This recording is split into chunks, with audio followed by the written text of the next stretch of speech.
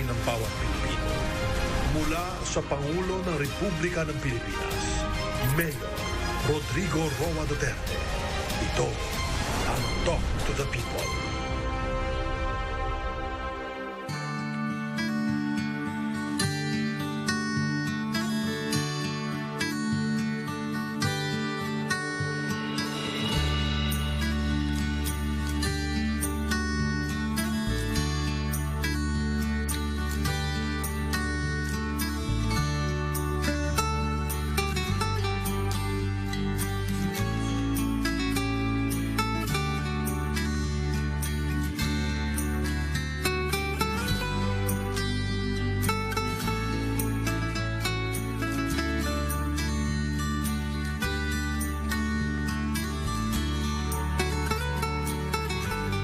Will continue to appear a semblance sa public, and that is through the medium of television.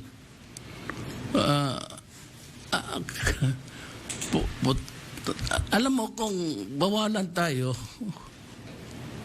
tapos lahat sa gobyerno kasi opisina yan, opisina por opisina por opisina. So, kung may asymptomatic dyan, ay talagang mahahawa. Ngayon, if bawalan mo lahat magtrabaho, then the machinery of government will stop to grind.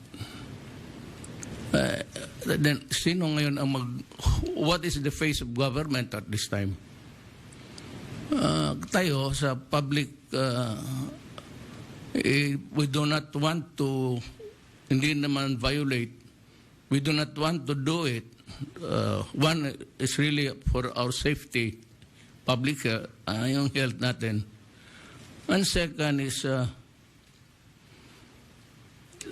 well, we have to, somebody has to communicate to the people what government is doing. Now, mag-compromise tayo, that's part of the game. Yan ang trabaho namin. Ngayon, kung mag-COVID kami, then so be it. Kasali sa trabaho yan eh. Now, kung mamatay ako, then so be it. Let us begin by listening to the reports kasi ano to, Secretary Duque followed by Secretary Anyo Galvez, and then yung iba plus na yan sila Carlo, summation na lang yan. So let's begin with Secretary Duque. Sir, magandang gabi po, Mr. President. Good evening. And Secretary E.S. Medialdea, Senator Bongo, my fellow cabinet members, at higit po sa lahat ang ating po mga kababayan. Magandang gabi po sa lahat. Ngayon pong gabi, Mr. President, dalawa pong bahagi ang akin ulat. Isa po yung atin updates on the COVID-19 response. And with your permission, Mr. President, I'm also going to report, very, very importantly, the accomplishments of the Department of Health under your administration, your 6 years of presidency, Mr. President. Please. So, ngayon po, first slide. Ito po ang amin mga pangunahin na mensahe ngayong linggo.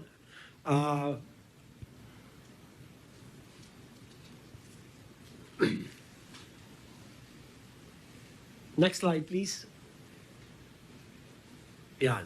So, una po, base po sa ating pinakahuling run of our whole genome sequencing, 60% na po, Mr. President, sa mga samples na sequence ay positive for Omicron variant. So, siya na po yung nag-dominate na variant, whereas before, it was the Delta. So, 60% of all the sequence runs ay Omicron na po. Kalawa, habang nakikita natin na patuloy na tumataas ang ating mga kaso nationwide, atin nakikita rin po na mas mababa ang atin na itatalang severe at critical cases. Kung ikukumpara noong atin na kasagsagan noong nakaraan September 2022 na kung saan yung Delta variant ang rumaragasa.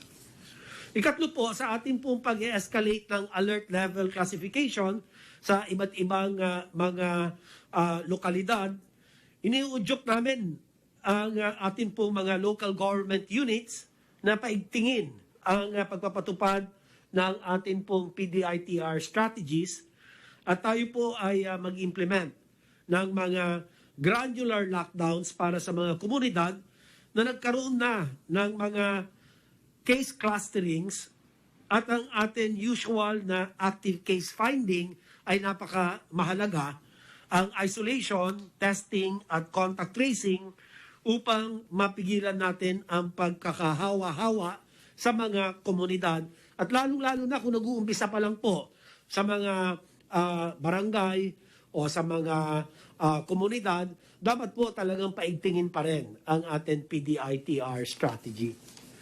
At huli na lang po, pinaalalahanan namin ang publiko ng mga dapat gawin ngayon. Nakakita tayo muli ng pagtaas ng mga kaso. Magpabakuna ng inyo pong primary series o booster sa lalong madaling panahon, lalo na ang mga kapamilya natin, mga senior citizen, mga individual na may kaakibat na sakit, at mga bata, 12 to 17 years of age. Panatilihin din ang pagsusuot ng face mask, physical distancing, at pag-iwas sa mga tinatawag natin the 3 C's. Ito po yung closed areas or spaces, mga matataong lugar or crowded places or areas, at mga lugar o aktibidad kung saan hindi may iwasan ang pagiging close contact. At huli, kung ikaw ay nakaranas ng sintomas, agad po tayong mag-self-isolate. Bigyan alerto ang lahat po ng inyong barangay health emergency response teams sa inyo pong komunidad at magpasuri o magpa-test sa tamang panahon. Muli, nananawagan kami sa lahat na tayo ay magtulong-tulungan at gawin natin ang atin bahagi upang mapigilan ang patuloy na pagtaas ng mga kaso at muling maibaba ito. Next slide. Very quickly, Mr. President, para sa atin pong usual updates ngayon January 10, 2022, meron po tayong naitala na 33,169 na bagong kaso at sa bilang na ito ay 18,629 ay mula sa NCR. Siya po ang may pinakamalaking naiambag sa caseload. 7,494 mula naman po sa Region 4A, 3,420 sa Region 3, at 3,626 sa mga natitira pong rehiyon. Para naman sa atin mga aktibong kaso, ang bilang ngayon ay nasa 157,000 thereabouts or 5.25% ng kabuuan kaso. Ang ating pong recoveries ay umabot na sa 2.78 million at ang ating recovery rate ay sa 93%, habang ang bilang ng mga namatay ay nasa 52,293 at ang case fatality rate ay nasa 1.74%, bumaba po ng bahagya. Ang ating positivity rate naman ay kasalukuyang nasa 40.4% nitong Enero 2 hanggang Enero 8, habang ang ating daily RT-PCR testing output ay kasalukuyang nasa 67,512 tests kada araw, kasabay ng pagtaas rin ng demand for testing. Pero meron pa rin po mga laboratorio na hindi po nakakapagsumite ng kanilang mga resulta sapagkat ilan po sa kanila ay nag-isolate o yung iba nagka-quarantine dahil sila din po ay nagkaroon ng infection. At uli, tumataas ang ating national utilization rates. 40% para sa bed utilization rate at 38% para sa ICU beds. Next slide.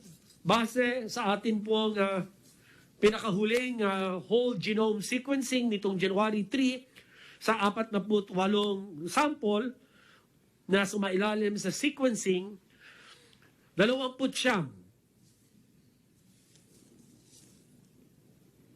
ang lumalabas na Omicron variants. Ang katumbas po nito ay 60.42%. Samantalang ang Delta may naitalang 18. Ang katumbas po nito ay 37.5%. Ang karamihan po, total ay 29, galing po sa NCR. At ang total naman sa ROF, 19, 39.58%. At dito po makikita natin ang NCR at saka ROF for Delta, 19 and 10, galing sa NCR, and ROF naman for Omicron. Next slide. Dito naman makikita natin ang epidemic curve. Ito po nakita natin, bumaba noong Disyembre, mga nakaraang linggo ng Disyembre, at ito naman Enero ay sumipa ng napakamataas. At dito makikita natin, umabot ng 7-day moving average of 20,481 cases, higher by 690%, comparing to the 7-day moving average from December 28 to January 3 at 2,593. So napakalaki po ng itinaas nito. At muli, ang NCR, ito pong kulay blue, ang siyang may malaking ambag sa bagong caseload natin. At ito naman po ang atin, ito po ay ang Region 4A at ito pong dilaw ay ang Region 3. So, sa mga nakaraan, ganun din po. Karamihan, mga NCR din po. Tapos, yung 4A and 3, ang madalas sila may pinakamaraming naiambag na mga kaso. So, pwedeng next slide. Para naman po sa atin mga case trends, makikita kasalukuyang nasa critical risk ang buong bansa as paggagamitan ng growth in cases at ADAR or average daily attack rate per 100,000 population. Ang Pilipinas as a 3,663%.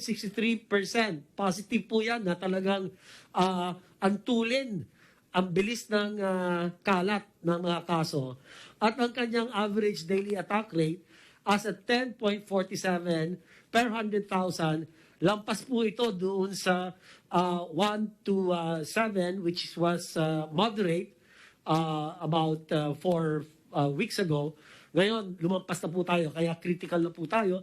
Ganun din ang NCR, ang 4A and 3. Nasa critical risk classification na po dahil talagang, ayan, lahat ng mga pula, ibig sabihin, as a high risk po sila.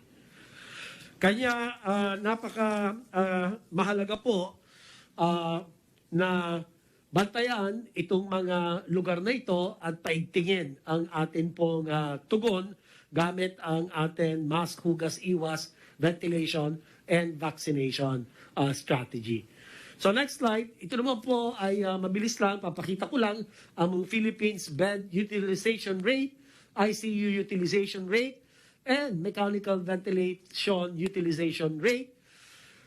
As a 40% noong as of yesterday, as a 38% for ICU utilization rate, and as a 17% naman ang MEC-Vent utilization rate. So tumaas po sila ng 20 points, 15 points, and 4 points respectively. So halos lahat po ng mga region ay nagpakita ng pagtaas except for Region 7 at sa bed utilization rate, sa ICU except for Region 12. Diyan po ay may bahagyang ibinaba ang kanila pong utilization rate. But by and large, lahat po tumaas. Basta nakita mong pula, ibig sabihin yan ay tumaas. Kaya karamihan ng mga riyon ay nagkaroon ng kanilang pagtaas ng tatlong panukatan at iyon na nga, kaya naman amin pinaalalahanan ang mga ospital na bigyan prioridad ang pagtanggap o pag-admit ng ating pong mga moderate, severe at critical cases at makipag-ugnayan sa ating pong One Hospital Command Center upang mai-refer ang mga mild at asymptomatic na pasyente sa mga temporary treatment and monitoring facilities or TTMFs. At kung papasa sa requirements, ay maaaring sa kani-kanilang mga bahay na po mag-isolate ang mga ito. Sa napakamalaking bagay po na sundin po ito para ma-decongest ang ating mga facilities. Sunod na slide naman po, sa kabuuan, makikita natin, ito pong mga linya sa harap po natin, ito pong teal, parang blue-green na kulay, ay ito po yung ating mga mild cases. Nakita natin sumipa nitong pagpasok ng January sa mga ospital. Ito po ay ang kumakatawan sa lahat po ng total admitted cases of 8,569 as of January 9, yung 636 or 7% are severe. Ito po yan. Ito po nakikita natin na kulay orange. Ano po? Bumagsak na po. Yan po ang kagandahan ng mga bakuna. Epekto ng bakuna po ito. Yung critical cases naman natin, lumalabas 3% lang of the total admitted cases. 271 po ang critical. Ayan po yung kulay pula, bagsak din po. Ano pong sinasalamin nito, Mr. President? Ang sinasalamin po nito ay ang pagiging epektibo ng ating pong pagbabakuna at pagsunod sa minimum public health standards, ang mask, hugas, iwas. Samantalang ang ating pong mga asymptomatic, ito naman po siya. Ito yung dark blue. Makita natin na tumaas din sa mga na-admit at hindi po maganda na na-admit sila sa mga ospital, lalo na asymptomatic. Kailangan yun lang talaga may sintomas at tunay na sakit. Ito po, ganun din, ng mild, ang taas po ng kanyang admissions rate at ganun din po ang moderate. Sa bagay, ang moderate, kailangan din talaga ma-ospital ito. No po? Pero ang kabutihan lang, ang severe and critical cases, hindi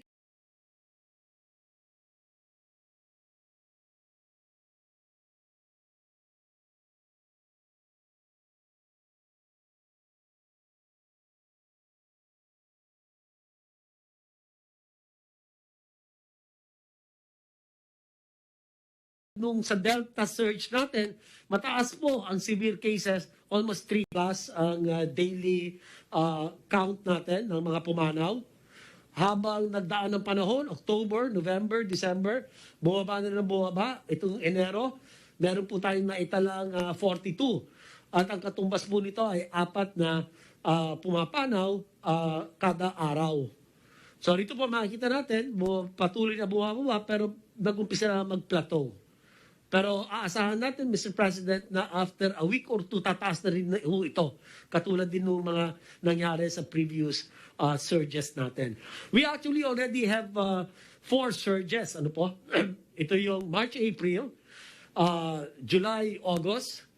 Then we have the March, April. And then we have the latest, which was August, September. So ito po, ang death curve po natin. Next slide. Hindi ko na po ito pag-uusapan, ibigay ko na lang po kay si Secretary Galvez na lang po magbibigay ng detalya patungkol po sa atin na total administered doses na umabot na po sa 113,364,031 doses. At ang first dose natin ay 80.25% for of the target population of 77 million, thereabouts. At ang atin naman pong fully vaccinated ay umabot na sa 52,300,000, thereabouts. Ang katumbas po nito ay 67.92% of our target population of 77.1 million individuals. So sa pagtatapos po, Mr. President, in summary, una, ang ating bansa ay kasalukuyan nasa critical risk case classification na may pagtaas na 690% sa atin pong 7-day moving average of daily reported cases. 3,663% naman para sa 2-week growth rate, 10.47 average daily attack rate, at 40.4% positivity rate. Pangalawa, samantala ang ating bed utilization rate ay 40%, ICU utilization rate ay 38%, ang MEC vent utilization rate ay nasa 17%. So, lahat po ito nagpapakita ng tumaas na utilization rate. Nakapagtala naman tayo ng 42 namatay o pumanaw. At paghuli, ang ating vaccination rate ay patuloy na tumataas batay doon sa akin pong nabanggit na first dose and second dose vaccination coverage.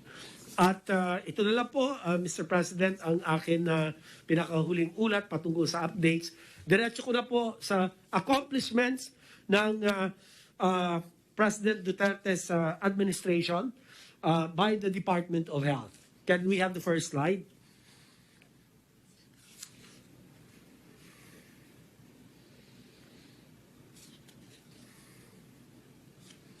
First slide, please, of the DOH accomplishments under the Duterte administration. Ito po, Mr. President, ang report to the people. Next slide. Mula sa 2016, ang DOH has led the health sector in achieving the following milestones. Una, noong October 2016, atin pong inilunsad ang Philippine Health Agenda 2016 to 2022. Sumunod po ay ang ating Philippine Health Facility Development Plan na inaprubahan ng Kabinete noong Mayo 2017. At noong May 2018 naman ay atin binuhay muli ang Formula 1 or F1 Plus for Health Sectoral Strategy kasama ang ating mga partners and stakeholders. At sa pagkakataon pong ito, atin binigyan diin ang plus pillar ng performance accountability. Yung pong F1 Plus for Health Strategy was accompanied by the National Objectives for Health 2017 to 2022, which is the Health Sector Strategic Plan. And this plan was released in April 2019. At Mr. President, makasaysayang ang February 2019 sapagkat nalagdaan po ninyo, Ginoong Pangulo, ang ating Universal Healthcare Act. Sinundan ito ng pagpasa ng implementing rules and regulations mula sa DOH sa October noong taon iyon. Habang tayo ay naghahanda sa ating UHC implementation, kinaharap naman po natin ang COVID-19 pandemic. Bunsod nito, ang focus ng DOH ay nabaling sa COVID-19 response efforts. Kabilang na ang pagbabakunang atin ginagawa ngayon. Ngunit hindi po hinayaan ng inyong DOH, Mr. President, na maging hadlang ang COVID-19. Bagkus nang sumikap po ang kagawaran na isakatuparan ng universal healthcare, lalo na ang mga reforma rito na siyang makatutulong sa ating COVID-19 response. Ilan sa mga reformang ito ay mas napabilis pa at dahil na rin sa ating pangangailangan sa gitna ng pandemya. Alinsunod po sa Mandanas ruling sa gitna ng COVID-19 response and vaccination program, ang inyo pong DOH ay nagsimula ng sumunod sa direktibang i-devolve ang mga health functions at services sa ating mga LGUs. Nagsimula tayong nitong 2021 at inaasahan po natin ang full implementation by 2024. At sa akin mga susunod na slides, batid ko pong i-highlight ang mga achievements ng kagawaran sa ilalim po ng inyong administrasyon patungkol sa 1 UHC, 2 Health Facilities Enhancement Program, 3 Key Health Initiatives, at sa ating pandemic response. Next slide. Sa pamamagitan ng suporta ng ating Pangulo na ipasa ang UHC Act na siyang nagbunga ng 16 na polisiya na pinagtitibay ang local health system, financing, service delivery, regulation, at governance para sa kalusugan para kay Juan at Juana. 58 probinsya, highly urbanized cities at independent component cities ang kasangga natin ngayon sa pag-implementa ng UHC bilang mga UHC integration sites. Patuloy and financial integration ng mga ito. Sa kasalukuyan, meron na rin po tayong 163 butika ng bayan at 22 butika ng bayani para makamit ang accessible at affordable na medisina para sa taong bayan. Ganun din po ay napaunlad din natin ang bilang ng mga generic pharmacies sa buong kapuluan, Mr. President. Next slide. Pinalawig din natin ang malasakit program ng atin pong administrasyon. Maraming salamat po sa inyo at kay Ginoong Senator Christopher Lawrence Bongo. Ang programa para mabigyan ng abot-kayang serbisyong pangkalusugan ng bawat Pilipino. 149 na po ang malasakit center na naitayo na nagbigay ng tulong sa mahigit 3 milyong Pilipino. Sa panahon ng COVID-19, mahigit kumulang 749 milyon piso or 794 million ang tulong na nailaan para sa mga nagkasakit ng COVID-19. Mas malaki pa po kung susuma natin pati yung mga non-COVID na tulong ng malasakit program.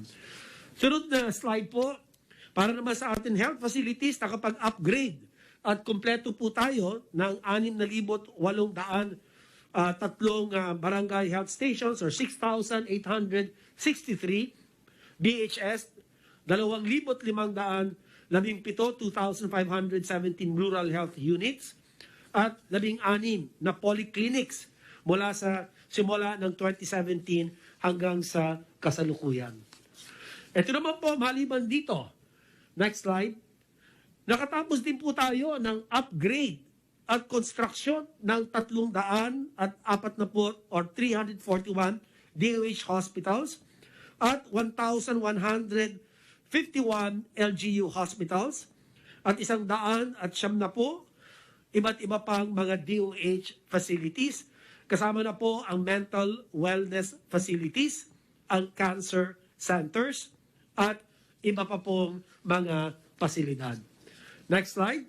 Mayroon na rin po tayong natapos na pag-upgrade o pagtayo ng 27 Drug Treatment and Rehabilitation Center simula ng pag-upo ninyo, Mr. President. Naipundar na rin po ang 7 newly upgraded or expanded DOH regional offices. 1,371 iba't ibang motor vehicles na rin po ang naibigay natin. Kasama na rin po rito ang mga medical dental vans, ang sea ambulances, and land ambulances. Sa dakong COVID-19 response naman po, nakapagkumpleto tayo ng pagsasaayos at pagpapatayo ng 5 Bureau of Quarantine Facilities at 11 Health Facilities Enhancement Program supported TTMFs o mga Isolation and Quarantine Facilities.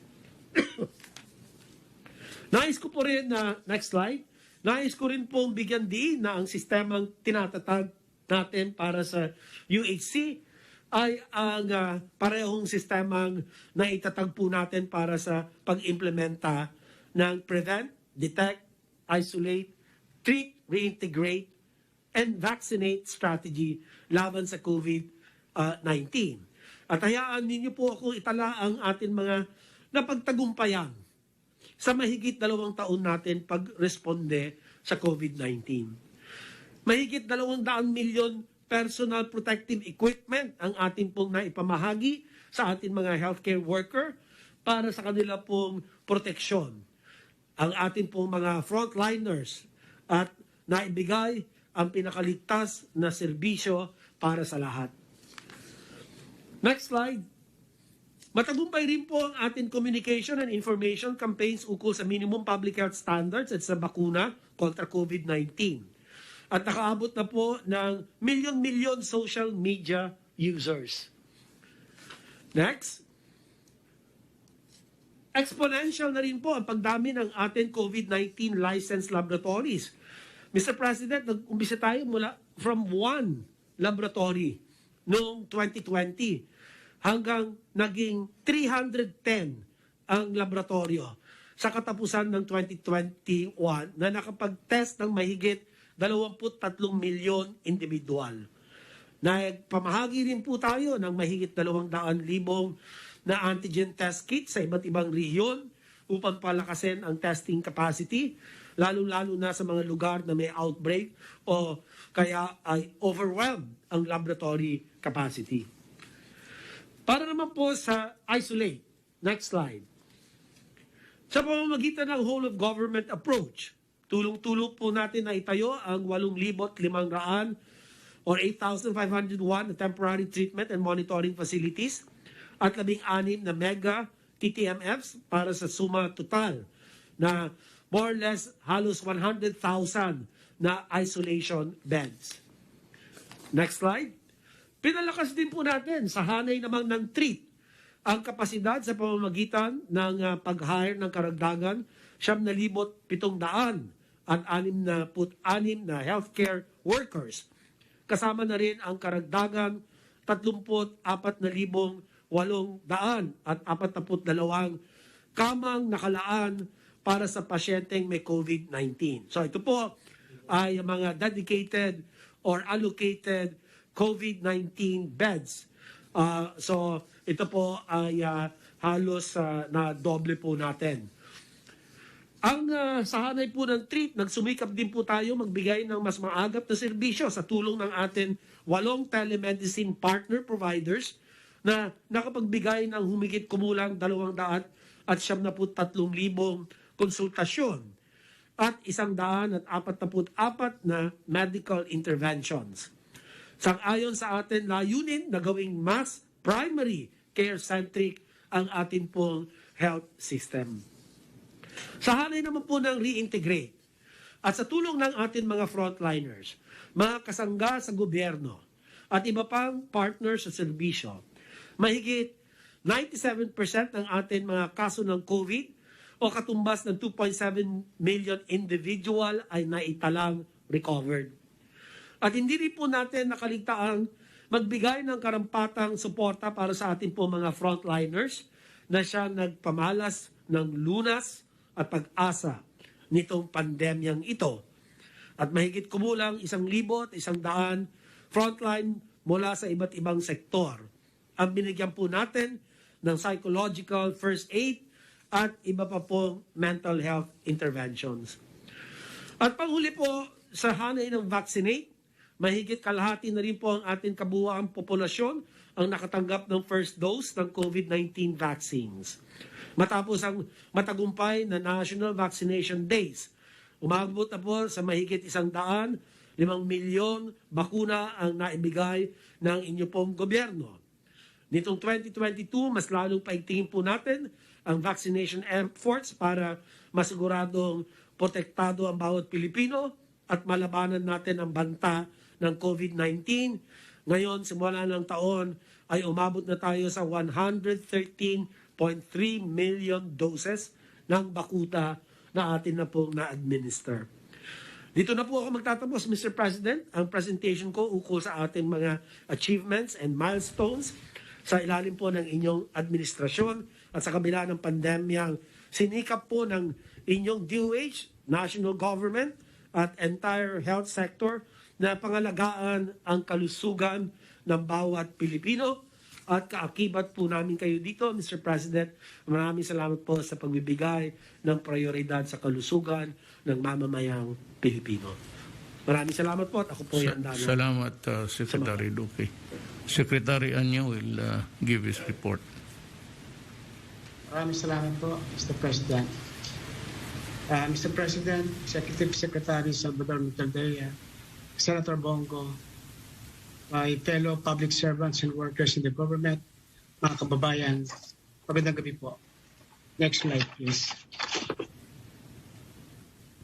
Una ko pong iuulat ay ang pagpapatupad ng ating granular lockdown sa buong bansa kasama po ng ating alert level system na ngayon po ang NCR at ibang mga key cities po natin at probinsya ay nasa alert level 3. Bagya pong tumaas ang bilang ng mga individual na kasalukuyang nakararanas sa mga pinakapahigpit nating community quarantine classification na nasa ilalim ng granular lockdown sa 8 siyudad at munisipalidad at 50 barangay. 63 areas po ang under granular lockdown. Ang 53 ay nasa National Capital Region at ito'y nakakaapekto sa 115 households at 326 individuals. Next slide, please. Sa atin naman pong pagpapatupad ng alert level system at saka pagsimula rin po ng election period, January 9 kahapon, narito naman po, mahal na Pangulo, ang listahan ng mga nakadeploy ng mga checkpoints all over the country. Ito po ang tinatawag nating quarantine control points na kung saan ito ay nakatalaga sa mga boundaries ng ating probinsya at particularly dito sa mga syudad. Sa NCR Plus po, makita natin na 8 po ang quarantine control points natin at nationwide ay 807. Dito naman po sa law enforcement checkpoint natin, 128 ang nasa NCR Plus at 716 sa buong bansa. Ito naman po ang nagpapatupad ng kaayusan at anti-criminality checkpoints po natin, kasama na rin ang pagpapatupad ng gun ban. Ito naman pong dedicated control points na meron tayong 11 sa NCR Plus at 81 sa buong bansa. Ito po ang ating checkpoint para siguraduhin hindi po maaabala ang daloy ng ating mga goods, deliveries at cargos sa buong bansa kahit po mayroong mga granular lockdown at sa iba't ibang alert level natin. Next slide, please.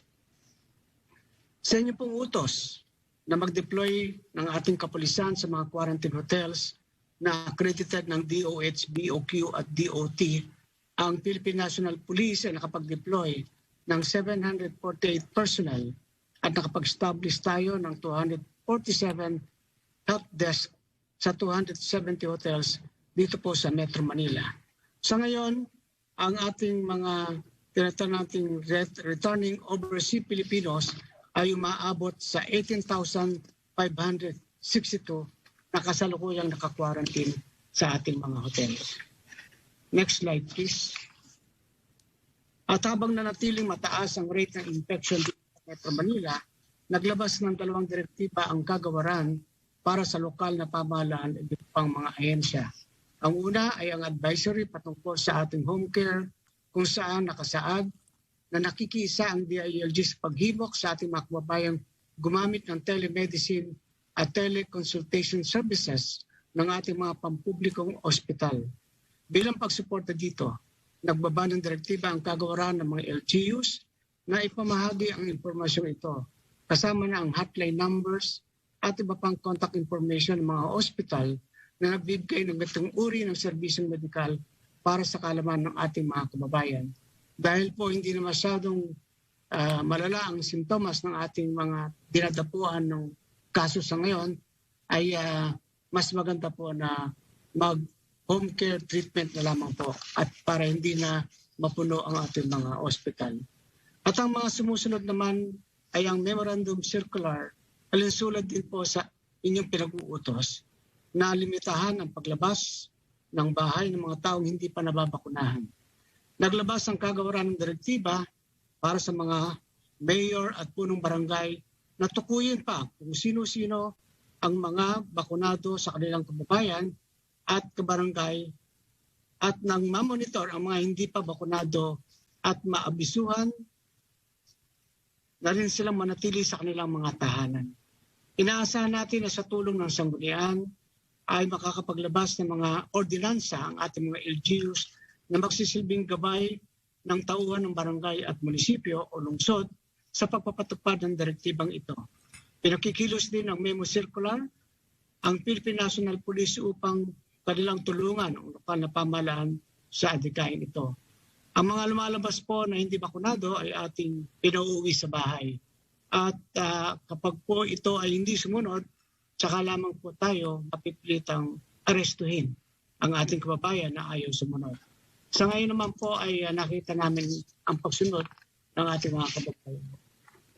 Next slide, please. Dahil din po tumataas ang kaso ng COVID-19 sa ating bansa, makikita po natin ang mga recorded violations ng ating mga health protocols. Bahagya pong tumaas ang violations sa not wearing ng face mask, pero bumaba naman ang pag-conduct ng mass gathering at ang pag-observe ng physical distancing ay nakita natin na may pagsunod ng ating mga kababayan. Next slide. Dito naman po sa larangan ng ating anti-illegal drug operation, makikita po na napagsagawa tayo ng 557 operations sa loob po ng isang linggo. At 814 po ang ating naaresto, 6 naman ang nag-surrender at wala naman pong namatay sa ating ginawang anti-illegal drug operations. Sa kabuuan ay umaabot po ng 16,137,989 pesos ang ating nakumpiska na magkasamang sabo at marijuana. Yan lamang po ang aking naiulat, Mr. President. Maraming salamat po. Magandang gabi. Maraming salamat, Secretary Anyo. Si Secretary Galvez. Sir. Yes, sir. Mr. President, Senator Bongo, ES Bimbong, Mel Daldea, fellow cabinet members, mga kababayan, magandang gabi po. Ang ating pong report po ngayon sa ating mahal na presidente at sa ating mga kababayan ay tukoy sa ating national vaccination strategy for calendar year 2022. Next slide, please. Our discussion will focus on the following areas, yung current situation po natin ngayon na prevailing sa ground at ang ating mission, objectives, and target for calendar year 2022 as envisioned by the National Vaccination Operations Center. And lastly, yung essential task na gagawin po natin para po mapaigting ang ating pagbabakuna. Next slide, please. Sa ngayon po, mahal na Presidente, ito po ang ating mga hinaharap na mga challenges. Una, yung biglang pagtaas ng mga kaso at infection ay malaking balakid sa ating sinasagawang vaccination dahil ang focus po ng ating mga healthcare workers ngayon at saka ang ating mga LGU at medical personnel ay manduhan ang mga ospital at marami din po sa kanila ay nasa quarantine. Pangalawa po, yung upcoming election po na mahahati ang atensyon ng ating mga LGUs ay may malaking impact sa ating current daily vaccination output. Ang pangatlo po, yung nangyayaring may mga LGU at mga mamamayan na namimili po ng brand will greatly affect and compromise the shelf life of other effective vaccines. Ang pang-apat, yung ginagamit po natin sa mga bata ay only limited brands and will create shortage during the first quarter. Sa 5 to 11 years old po, iba po ang formulation po nito. And it will delay yung vaccination for minors kasi iisa lang po ang meron po tayong children formulation. Next slide, please. Ang ating pong main objective ay mabakunahan ang 90 million na Pilipino. Sa bilang po na ito ay mayroon po tayong babakunahan pa na primary series o yung unang bakuna sa 28 to 30 million na katao. Though yung 100 million doses na nasa stockpile po natin, mahal Presidente, ay sapat sa remaining primary series ng unvaccinated. At para sa 25 million na eligible ngayong quarter for boosters, pero kailangan pa rin po nating bumili ng more or less 70 million for this year boosters and requirements po ng mga 26 million na pambata na formulasyon. Yung children formulation na 5 to 11 years might be available by the end of January. Ito po yung last contact po namin sa ating mga manufacturer, and we are now making some contingencies to acquire doses that we need to include the ages 0 to 4 years old. Lastly, yung 6 regions are still deeply devastated from the onslaught of the Typhoon Odette, and their vaccination output are still in reduced capacities kasi yung iba po wala pa pong kuryente na full na 100%. Next slide po. This table is the updated Philippine Statistics Authority o PSA population data that we will use in our procurement, deployment, and administration of vaccines. This will be useful also in the programming of vaccines for our minor population. Ang gagamitin po natin, target vaccination po natin is 90 million Filipinos. Next slide, please. Ito po ang ating mga objectives. Unang-una, to vaccinate 90 million Filipinos before the end of June 2022 or Q2. Number 2, provide 72.16 million boosters for adult population ages from 18 years old and above. Number 3, vaccinate 12.74 million or 12 to 17 years old with boosters. Number 4, bakunahan din po natin ang 15.56 million na 5 to 11 years old with boosters. And also, we will vaccinate 11.11 million na 0 to 4 years old with primary series. Next slide, please. Based on the report of Yusek Marcoven and the Department of Finance, sa inyo po, mahal na Presidente, we have a total of 800 million or 40 billion equivalent available for the procurement of vaccines and boosters for calendar year 2022 from the Asian Development Bank, World Bank, and the Asian Infrastructure Investment Bank, additional financing. So ibig sabihin po, yung 45 billion na programa appropriation po natin sa ating NEP, meron na po tayong assured na 40 billion. Yung GAA po natin for 2022 also provided the Department of Health an additional 2.79 billion funds for boosters. Next slide, please. Ito po yung ating tinatawag na Gantt chart and milestone for calendar year 2022 from first quarter to fourth quarter. For our first milestone for the year, we will pursue for the vaccination of the 77 million Filipinos before the end of quarter 1, 2022, while at the same time finishing the 12 to 17 years old by end of quarter 1 also. So yung second milestone po natin ay mabakunahan na po natin yung 90 million Filipinos to complete the second dose by end of the second quarter as we originally envisioned. Our last milestone is to finish the boostering of the 71.16 million by end of third quarter. And we will push also for the vaccination of the rest of the population to make sure that all Filipinos are protected by the vaccines. Last slide, please. In conclusion, the following will be our main essential task. Number 1, to vaccinate the unvaccinated, particularly the remaining 3 million seniors or the A2. Number 2, vaccinate the 25 million eligible for boosters as soon as possible. Number 3, vaccinate the minors to protect our children and open our classes. Number 4, magkaroon po tayo ng recruitment, hiring, and maintain dedicated vaccinators, but it will require more funds. And number 5, work with the LGU and the private sector to further increase the demand generation, both for the primaries and boosters. And lastly, expand the vaccine EUA for minors to the other brands. At kami po nakapag-ugnayan na po sa ibang mga brand para po makapagkaroon po tayo ng EUA dito po sa ages 3 to 11. Maraming salamat po, Mr. President, at mabuhay po tayong lahat. Salamat, Secretary Galvez. Now, maybe Undersecretary Halad would give us a rundown of what's on the ground. Mayang gabi, Mr. President. Mayang gabi. Pwede kong report about the updates on our current response in connection with Typhoon Odette. Next slide, please.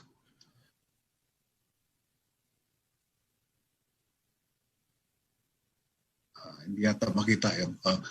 Just briefly, Mr. President, sa current summary of effects, meron ng 2.2 million of affected families, katumbas sa 7.7 million of affected individuals galing sa 11 regions. And merong 1.2 million of damaged houses. Sa casualties naman, merong reported na 403 dead at saka 78 missing. And on the cost of damages, meron tayong 17.6 billion of damage to infrastructures at 8.9 billion of damage to agriculture.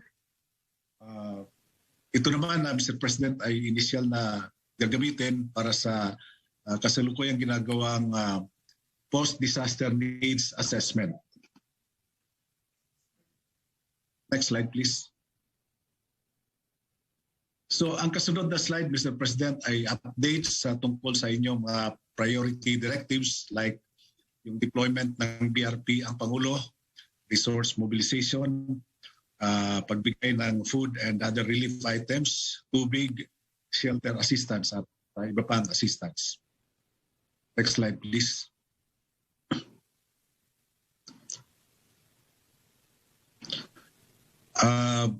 Shown in the picture is the deployment of BRP ang Pangulo, Mr. President. Ito ay dumating doon sa vicinity ng Siargao Islands noong December 22. And may dala-dala rin itong 25 tons of assorted cargos or relief goods. And ito ay nagsisilbi sa island ng Siargao at Dinagat Island. So palipat-lipat siya. Ang services na kanyang in-offer ay medical services at likewise psychosocial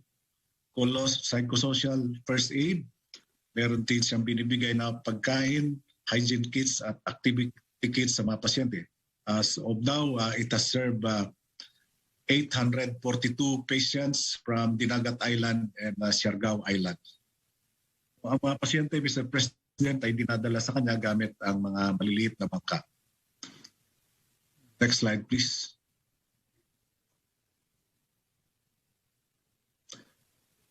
On resource mobilization, Mr. President, ay nakagamit na tayo ng 31 flights ng Boeing 737 cargo aircraft na ating charter, 23 Philippine Coast Guard sea vessels, 27 Philippine Navy sea assets, at saka 28 air assets of the Philippine Air Force. Kasama dito ang C-130 at saka helicopters. And meron din tayong ginagamit na 138 assorted land transportation at saka commercial sea vessels. Next slide, please.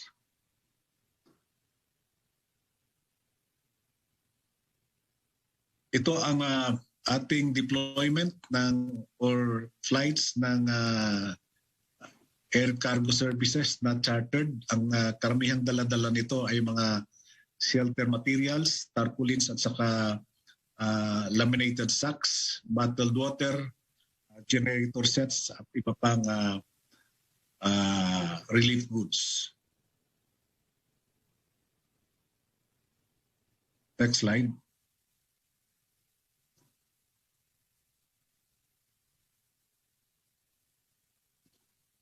At ito ang summary ng family food packs na naibigay na ng PSWD sa iba't ibang rehiyon. Sa ibang area ay talagang dinadala ng DSWD down to the communities ang kanilang food packs. Karamihan dito ay napunta sa Region 7, Region 8 at sa Caraga.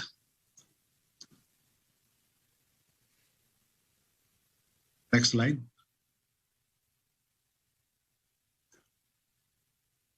Ito ang summary of relief goods in kilograms na napadala na ng NDRRMC sa gamit ang iba't ibang means of transportation. A total of 6,472,360 kilograms of relief goods.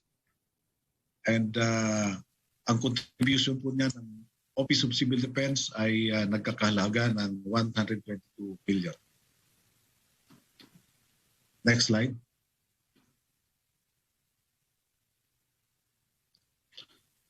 Sa kautusan naman po ninyo, Mr. President, na magbigay tayo ng tubig, meron tayong kinontrata na isang malaking bottling company at tayo ay kumukuha ng bottled water sa kanilang planta sa Ormoc City at saka sa Laguna. And ang total, kasama na yung mga donations from China, LT Group and Taiwan and other donors, meron na tayong naibigay na mahigit 2 million, almost 3 million liters of bottled water. Maliban dyan, Mr. President, ay nag-deploy din tayo, nag-facilitate ng deployment ng mga mobile water treatment equipments. Yung iba ay nagpatulong sa atin ng pag-transport ito, katulad ng Manila Water, Local Water Utilities Administration at isang kumpanya, ang S&S Corporations. Meron ding ibang kumpanya na diretso na silang nag-deploy ng kanilang mga mobile water treatment equipments doon sa mga local government units or areas na kanilang Next slide, please. And on shelter, Mr. President, nag-create na tayo ng shelter cluster na pinapangunahan ng Department of Human Settlement and Urban Development. Kasama dito sa cluster ang DSWD, ang Office of Civil Defense at iba pang ahensya ng gobyerno na makakatulong para sa ating pagbigay ng shelter assistance sa mga apektadong pamilya.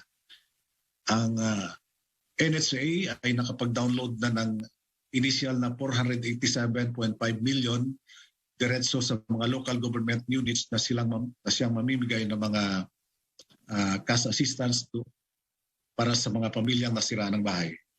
Ang DSWD naman ay hinahanda ng pondo in the amount of 4.3 billion through a request for National Disaster Risk Reduction and Management Fund. Ang NSA naman ay magsasubmit din ng request for additional funds para sa kanilang emergency shelter assistance. Ang Office of Civil Defense ay nakatanggap ng $1 million na financial donation from the Republic of China, and ito ay part of that ay ililipat namin sa NSA para makadagdag sa kanilang emergency shelter assistance sa a total amount of 40 million out of the 50 million donations, while the rest will be retained by Office of Civil Defense bilang para ipamigay na karagdagang financial assistance doon sa mga pamilya na nagkaroon ng na namatayan ng kanilang kapamilya. Meron ding naibigay ng mga gensets as shown, 11 gensets to Palawan, 144 gensets to Region 7, and 38 gensets to Caraga. A total of 195 gensets from the Office of Civil Defense at saka Department of Energy. Ito ay, ang mga gensets na ito, Mr. President, ay nabili na natin bago pa man dumating ang Typhoon Odette. At ating kinuha, ito ay mga preposition sa iba't ibang rehiyon ng regional offices ng Office of Civil Defense, at kinuha natin lahat ito para ibigay sa tatlong rehiyon na ito na nangangailangan sa Palawan, Mimaropa, Region 7 at saka sa Caraga. At meron pa tayong karagdagang binibili ng mga generator sets para idagdag doon sa mga areas na nangangailangan pa. At yung mga tarpaulins at saka sakulins ay isa sa mga naitulong natin sa ating mga at naikarga doon sa mga flights ng ating mga aircraft na ginagamit. Isa pang kasalukuyang ginagawa, Mr. President, ay ang pagsagawa ng post-disaster risk assessment.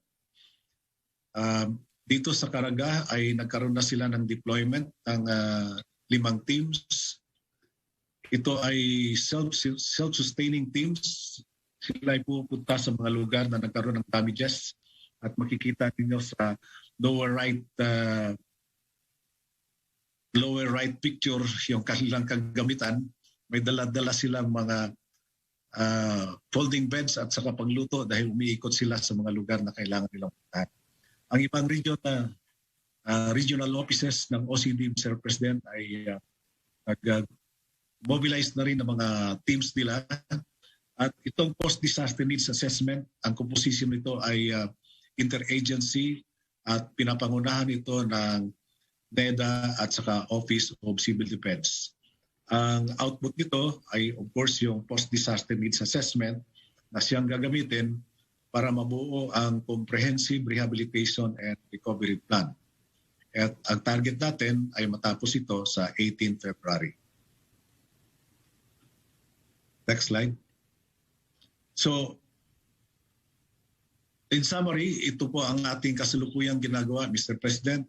I-sustain natin ang early recovery, kasama dyan ang kasalukuyang ginagawang relief operations, yung pagtuloy-tuloy ng restoration ng mga nasirang lifelines, at ang pag-implement ng shelter assistance and other assistance para sa hanap buhay ng ating mga kababayan African. Excuse me, may I just intrude? Yes, sir. Ito yung dapat na hihingin ng batas. Yung post, hindi naman ko katagal, yung post-disaster. Post-disaster is after the disaster. Assessment. Yan ang dapat doon sa batas. Hindi yung right after a calamity occurs. Pag-distribute mo ng pera, cash assistance, or whatever, maghintay pa nitong assessment sa disaster kung gaano kalawak yung mga bahay o mga nasira. This can only come after yung post-disaster. It could be a post-disaster that would be done immediately, but it would take time, but not a disaster that would the assessment of which would really depend now on the ability of the executive department to release the money immediately. So yung nangyari, sabi ko, we were having a quandary because before you can declare a proclamation or something, or you give the money, there has to be evaluation of damage. Paano yan? Kailangan ng tao kaagad kasi, well, in places where they can buy, like the urban areas, marami silang mabilihan. Pero ito, yung pera na lang para makapaggalaw sila so that they can move and hopefully recover faster than expected. So ito yung mga sa batas na dapat tanggalin, at yung assessment of the damage could only be done if given enough time, and which could not come immediately after the occurrence of the disaster. Hindi mo naman kaagad sino mag-utos, mag-assess na, at tapos kailangan mo yung assessment for you to release the money or monetary assistance or whatever. Iyon I'm just reminding, nandito man si Senator Bongo, I hope we can initiate the corrective measures that are badly needed to be done for us to comply with our duty commensurate to the time and the damage that is done, whether it be a fire, landslide, itong bagyo, these are the earthquakes. These are the things that would need an immediate action on the part of government. So anything that hinders or delays the intended purpose of the what's known to be an assistance, whether money or goods. Ang money dyan is hindi agad maibigay. Because that is true for the rural areas or people who are occupying medyo yung coastal. Delikado talaga yan. Kaya yung coastal dyan sa Siargao, dapat hindi napayagan yan. It's up to the mayors sa mga lugar nila to just insist on the obedience of the law. Not really for somebody's needs, but the need of to protect the people living in those areas. Ano talaga, it could be a tidal wave. Delikado talaga. Pati sa bagay, naintindihan ko, yung mga tao na living along the rivers sa maraming, di pa dito sa Davao. Ganon. And some of them nabigyan ng title. I really do not know how you can give away the easement provisions of the law in both rivers and in coastal areas. So yan that's my ang ano ko. Kindly continue. Yes, tama po kayo. Hindi talaga, mahirapan talagang pagsabayin itong relief operations at saka early recovery interventions with the post-disaster needs assessment, lalo na kasama natin ang local government units dito sa post-disaster needs assessment. At sa ngayon ay busy sila sa pag-responde doon sa mga kailangan gagawin doon sa kanilang lugar. Ang nagagawa lang natin ay nag-overlap itong relief operations at saka early recovery interventions, nag-overlap with the post-disaster needs assessment. At I hope dito sa first phase, Mr. President, meron din itong assessment. Rapid nga lang ito. At ang produkto ng rapid damage assessment ay feeds also into the post-disaster needs assessment. So, as I've said nga, sa Caraga ay nagsimula na itong post-disaster needs assessment. And sa ibang region ay may schedule na ng pagsimula ng kanilang PDNA, and that is within the next week, Mr. President. At lahat ng ito ay matatapos, target namin ay matatapos sa February 18.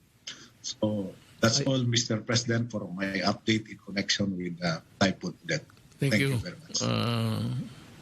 Undersecretary Haran.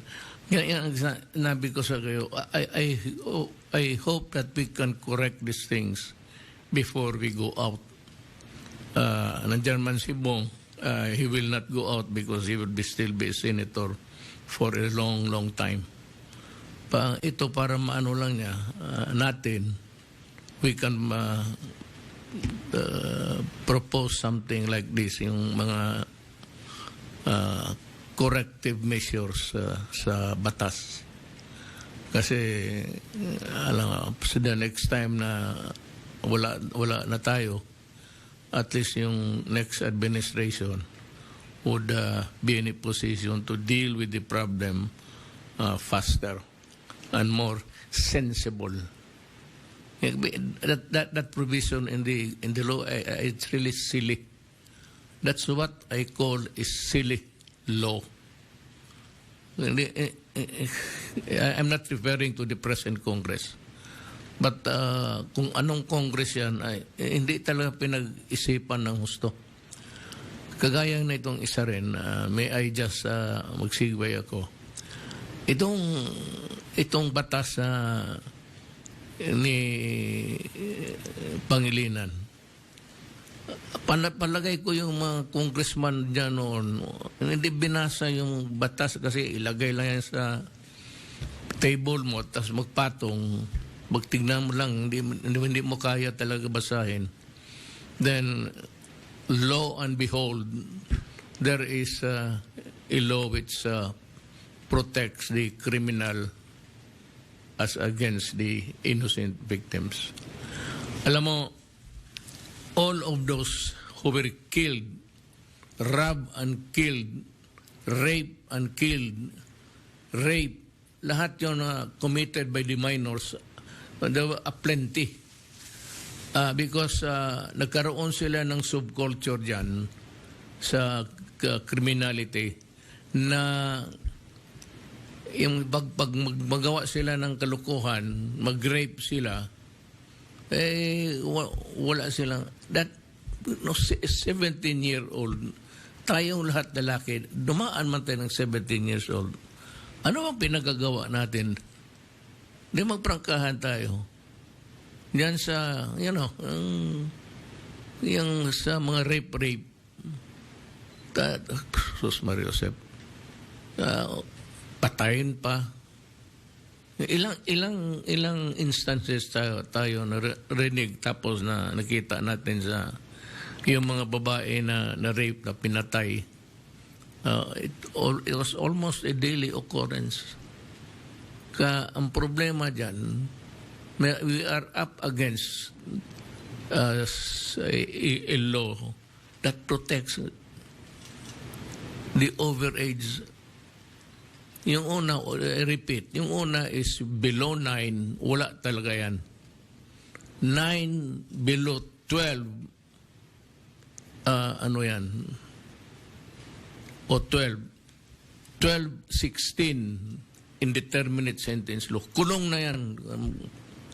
Pero Boys Town, ang problema dito sa batas ni Pangilinan, itong mga tao na ito, they should be delivered to the DSSD.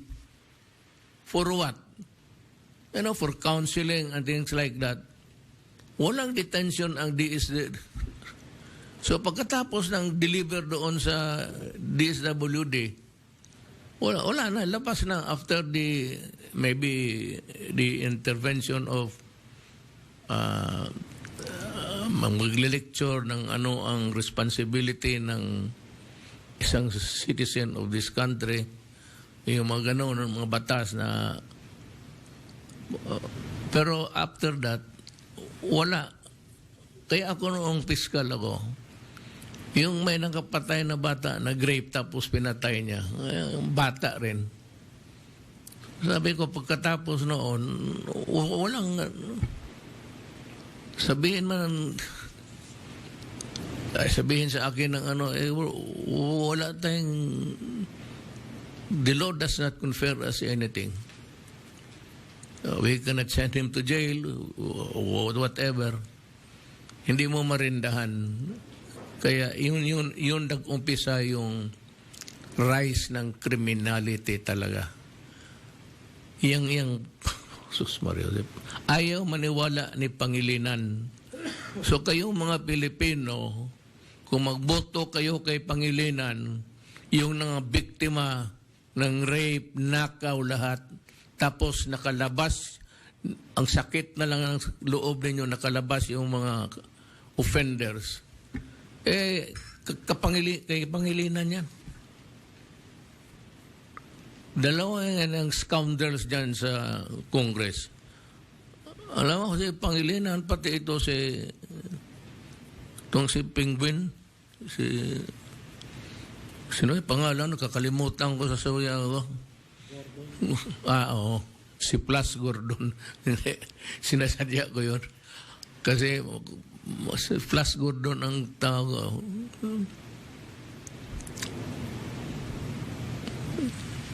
Talaga ito. Pero pag tinignan mo sa TV yung mga yan, akala mo mga marunong magpabilib, magdaldal, talking almost on anything here on earth that may alam sila. Tapos yan.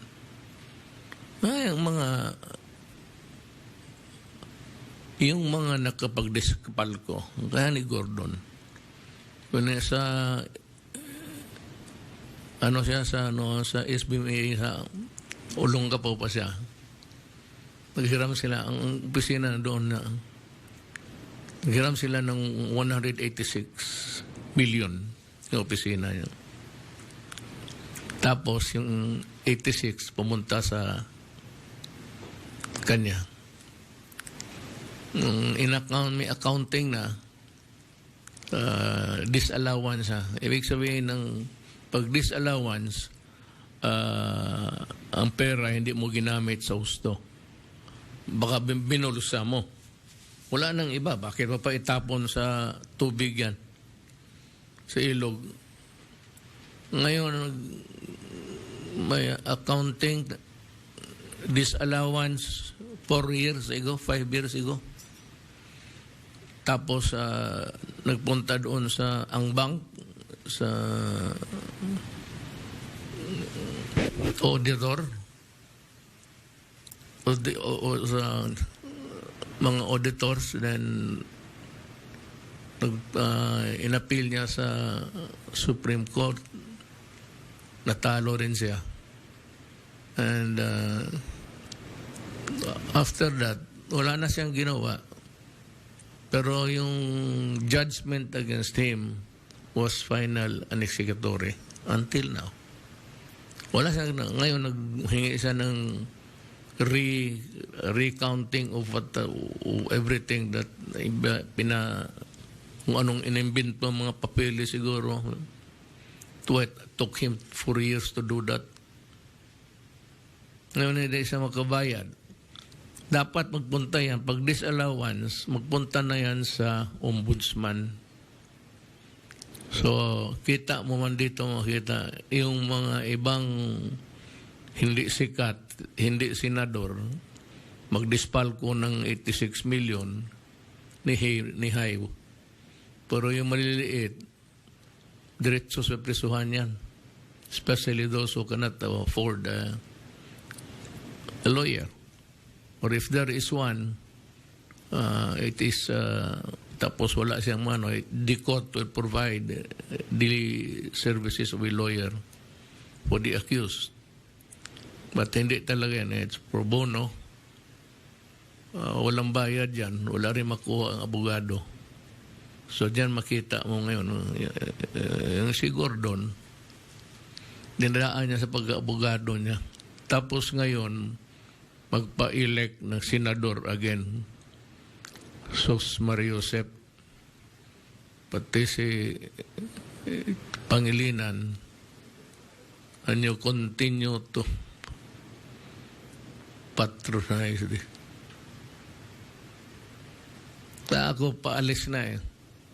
Kaya nakikita kong itong mga to, wala talang kakwenta-kwenta. They have inflicted on the country a serious offense. They're being passing a law that is almost the product of stupid. Sa Amerika lang yan eh. Pero sa Amerika kasi, pag nasintensyahan ang tao, ang bata, he goes to a correctional facility. It is not a prison, but they are there detained para ma-lecturean sila and do a productive task for them. Maglilinis, magsilhig dyan sa mga...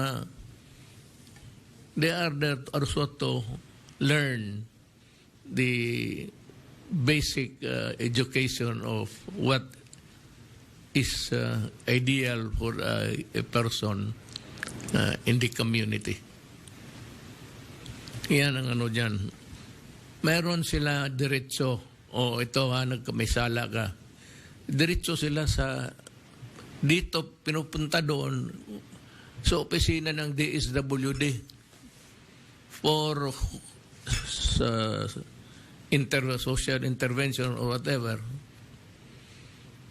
Pero magsibat yan, kaya nga fiscal ako.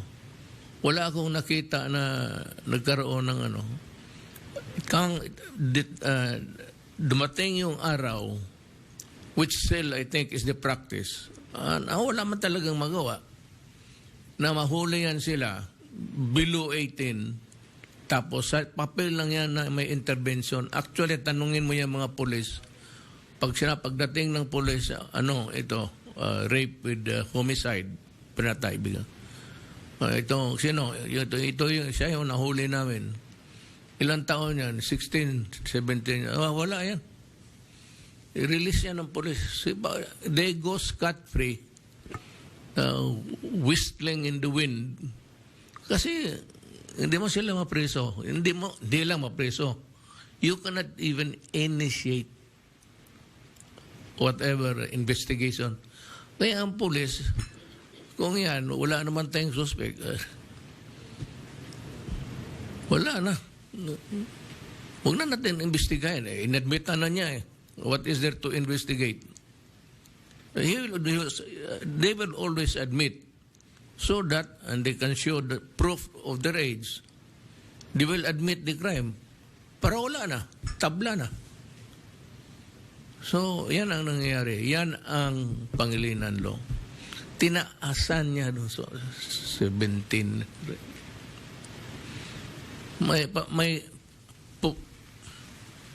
May isang kaso pa dito ha. Itong human rights. Gusto nila nagaing 21. Gusto nila hanggang 21. May intervention pa ang mga sociologists. Naku, buti sana kung meron tayo. Ang problema wala. Kaya ito sila magpunta doon sa Amerika, magkinig ng mga lectures ng mga proactive kunwari. Pagdating dito, kakopyahin nila yung batas ng Amerika. Kaya the state of New York has reverted to treating offenders as criminals. At kailangan may hearing talaga. They did away with yung mga gano'n na klase. Buti sa Europe, sa Norway, sa Scandinavia, sa Belgium. Wala mang bata doon. Wala kang makitang bata pumapasyal dyan, naghihintay ng biktima. Tayo, we know that we have plenty. 110 million tayo. Wala akong nakitang isang facility for. Kasi walang pera. Sabihin nila walang pera. And yet, society suffers. It's, hindi ko lang kung anong ginawa nila pagka senador sila, they pass stupid law. Like, yung gusto nila na anong nangyari? Run away. Mayroon naman dito isang official, senador, magdispalko. Hanggang ngayon, hindi niya binayaran ang Republic of the Philippines. He has delayed. I hope that by this time, nasa ombudsman na yan. We will follow it up because gusto kong makita na yung isang senador nagdispalko na makulong. Gordon dapat. Kasi ang posture niya, magsalita kagaya mo. Yung pala lahat yan sila hangul sa yung kagaya niya. Hindi ko sabi lahat senador. Yung lahat na kagaya niya. Nandyan lang yan para swilduhan, pa-investigar, pasigaw-sigaw, bastusin pa yung mga taga-gobyerno, yung mga auditor, mga gano'n, short of calling them stupid. Sila yung stupido nanwawala ka. Dapat may ako ayaw ko sana, pero mapipilitan ako. Kasi kung hindi ako magdaldal, sino magdaldal dyan? Kapwa na senador? Mga congressman? Sino? Supreme Court justices? You do not expect them to do that. Tayo dito, because yung mga mali nila, mga pakatok na falls on the shoulders of the executive department. So, tayo yung as executive, we have to bear the brunt of we suffer, and despite of our trying to work to correct and protect society, ito yung mga batas na ginawa nga itong si wala lang kasing batas na sabihin na may penalty sa mga stupido na mga senador. Pinakamaganda ng batas na yon, indeterminate sentence law. Ano lang kung anong malis at titignan lang the severity or the degree of the motivation of the juvenile criminal offender, they use the word. So yan mga kababayan ko, kasi paalis na ako, we allow that. Ako I know that on all fours because I was once a prosecutor, mayor, at presidente. Ngayon, itong mga mali nila, walang magsisigaw nito. Wala mang magtindig dyan, sabihin, hoy, Gordon, magbayad ka, ikaw kriminal ka na. Minalbers mo yung pera Wala mang magsabi kay Pangilinan na ikaw, Pangilinan, you stupid.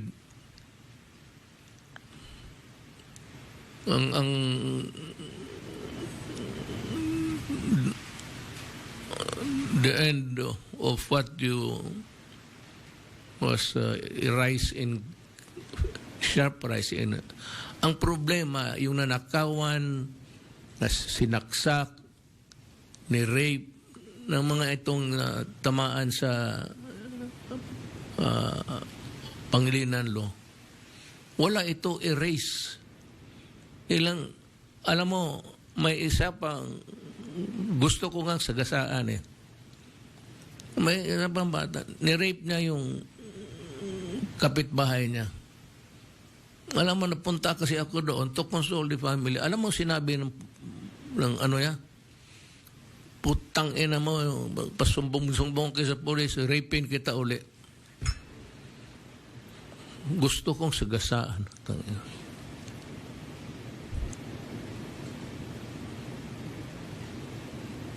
Ang kotse ko noon, Volkswagen na kagang-kagang.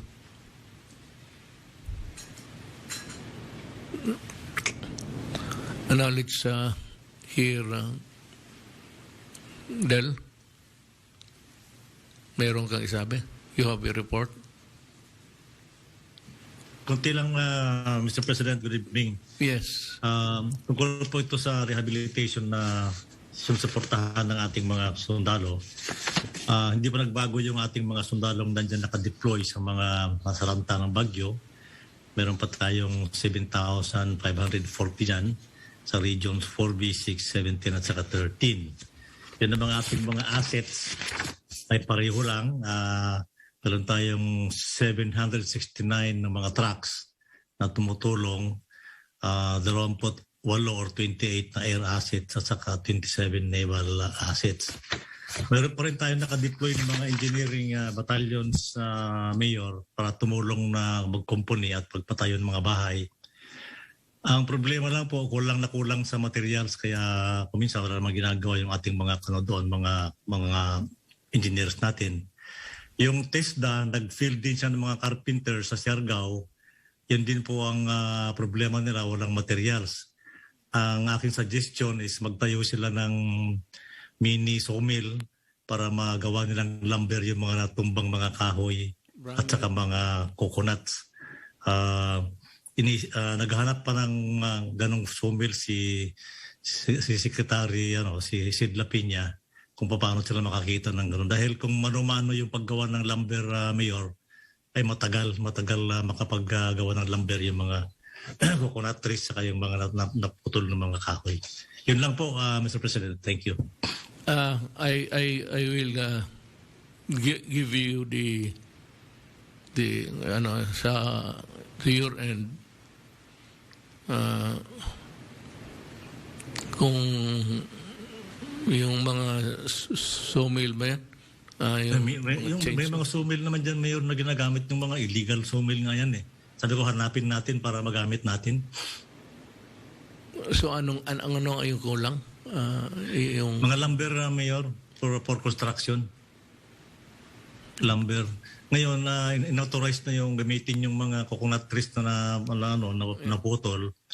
Pero ang problema, how to convert these coconut trees into lumber for construction. Kaya nga, we have to, parang mini sawmill ka talaga dyan. Oo, may totoo talaga. If you can give me the specifics by next week, I will start a memo. Yes, Mayor, I'll get bigyan kita pera. Sige, Mayor. Maghanap ako sa, I'll provide the money. Yes, sir. It could run into millions. Wala akong ubusin natin yung pera para sa tao. Ibigay natin. Kasi nakawin lang dito sa mga... Saan ba pinakamaraming illegal logging dito? Nandoon ang maraming plywood. Hulihin mo na lang pati yung nag-ooperate, pati yung may-ari ng sawmill kasi yung padugo natin sa mga gawin natin padugo doon sa ulo nila doon sa mga sawmill na maibigay natin. Alam siguro ng DNR yan, Mayor? Alam ng DNR. Tanungin ko yung DNR bukas. Ito si Undersecretary Halad. Saan ka nakakita ng pinakamaraming lumber? Mr. President, sa dito sa may Surigao Sur, marami akong nakita dyan nung na-assign ako. Dagdag ko lang, Mr. President, na bukas magkakaroon ng meeting ang shelter cluster, pangungunahan ni Secretary Rosario, at ayon doon sa memorandum ng NDRMC na naibigay, isa yan sa approaches nila yung pag-convert ng mga fallen trees at saka kasama na dyan yung mga coconut trees na magamit as lumbers. So I'll just make sure that TESDA is also there and other agencies like, for example, DNR makakatulong. And we will consolidate our recommendations at the President regarding the provision of shelter assistance through this shelter cluster, Mr. President. At since you are at it sa problema, yung maghanap kayo doon sa kung ma-relocate ba natin yung remaining residents nandyan sa coastal or rivers. Nandyan lang yan sila kasi gobyerno yan ng ismen dyan. That is why dito sa Davao, sa Davao City, all the way, puro bahayan. Yun yung mga Pilipino talaga na walang mapuntahan. Doon na yan sila puro nga delikado. Yan nga, kung may madisgrasya, mauna talaga sila. By the way, yung sabi mong ilang ang missing? Missing persons. 78 missing persons. Hindi na nakita. Kasalukuyang hinahanap pa, Mr. President. Anyway, sana napunta lang yun ng ibang bayan. I hope. Meron kasing mga biktima doon, Mr. President, like for example, doon sa Bais na inyong pinuntahan. Nag-flash flood kasi doon at yung iba doon ay hindi na nakita. So, nabanggit naman yun ng governor ng Negros Oriental in his talk to you, Mr. President. Punta na yun na sila. Napunta kami doon sa, was it in, what municipality was that? Bais and Bais. I forgot the second municipality that we visited, Mr. President. Dalawa ngayon. Well, we'll just pray for them. Let me add, Mr. President, that the concern on housing is also considered or included in the comprehensive rehabilitation recovery plan. We have a housing subsector under the social sector that we are organizing in the PDNA and the rehabilitation recovery plan. Sa ngayon, ang focus natin when it comes to housing is yung immediate assistance doon sa mga affected families, like provision of shelter materials like tarpaulins, sakulins, and other construction materials na kailangan nila kaagad, and of course financial assistance to be given by both DSWD at saka NSA. Yung problema niyan is limitado ang mga bahay doon, and we cannot expect that they would play a humanitarian role.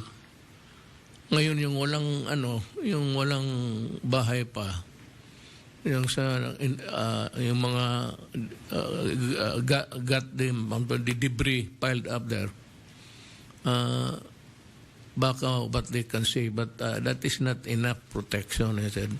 So that's why I ordered the DSWD to buy tarpaulins, parang or a roof, because it is I don't know what kind of mixed material yan, but that it can provide a shelter, not really a home but a shelter, to just also give the displaced families a hindi lang plastic. Yun lang kasi ang kung nakita ko doon, plastic kung ano lang makuha nila.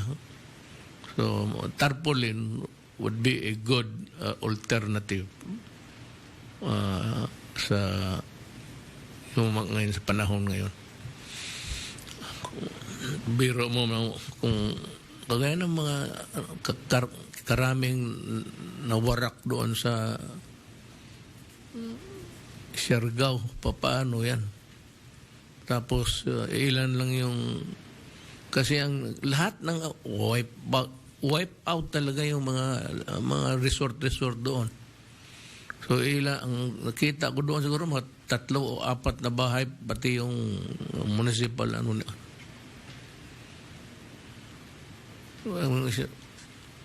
si Palay was also doon na kami, kasi akala namin tahimik but there were motorcycles, yan ang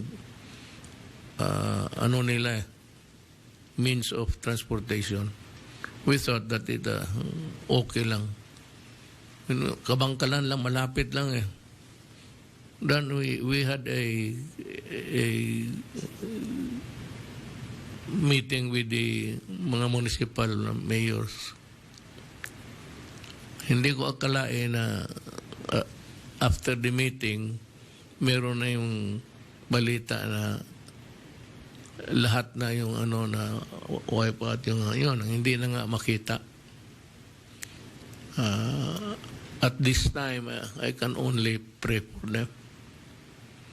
And we go to assistance. Yung lumber, maghanap ako ng pera. Maibigay natin yan. Pero sa Surigao, kung ipagbili nila, okay lang. Wala mong problema. Sa Davao, wala. Norte. Tingnan nyo, kaya malakas din ang illegal lagi dyan eh. So, hindi rin natin mano kasi papuntahan natin yung taga-DNR, bugbugin man yan ng patay ng NPA. So, wala tayong maano diyan sa mga illegal laging. Kasi ang NPA meron, hati tayo diyan sa negosyo yan ng NPA, pati yung mga tarantado. Yung illegal laging na yan, because they get a portion of the proceeds, makompute nila yan eh. They are everywhere. Yung mga ginagawang highways dyan, nagre-repair, tinitignan lang nila yung anong sino nagko-construct. Nakalagay man yan, construction, blah, blah, blah, to be completed in 80 days. Tapos, yun, puntahan na nila, taxation. Yun ang pinakamadali nila. Pag hindi, sunugin yung equipment mo. They will destroy all your equipments. So, you cannot proceed with completing what is in the contract or how many days ganon, because you have lost all equipments courtesy of the NPA. Yan talaga ang nangyayari. Yan ang totoo. That is what is happening on the ground. Ang taxation, lahat yan. Lahat yung mga contractors. Kaya they also contribute to the misery of looking at yung mga ibang repair sa highways o ano. Kaya ang barangay road, yung ano niyan is bulldozer. I-bulldoze. Mayor, i-bulldoze na. O sige. Pag yan, hindi dapat magdaan ang mga truck dyan pag ulan. Yan ang sinasabi, pagka ulan, huwag ninyong papasukin yung truck.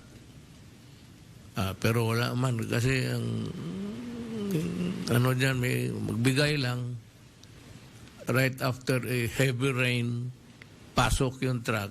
Wala na yung pavement na ginawa, yung repair ng road. That is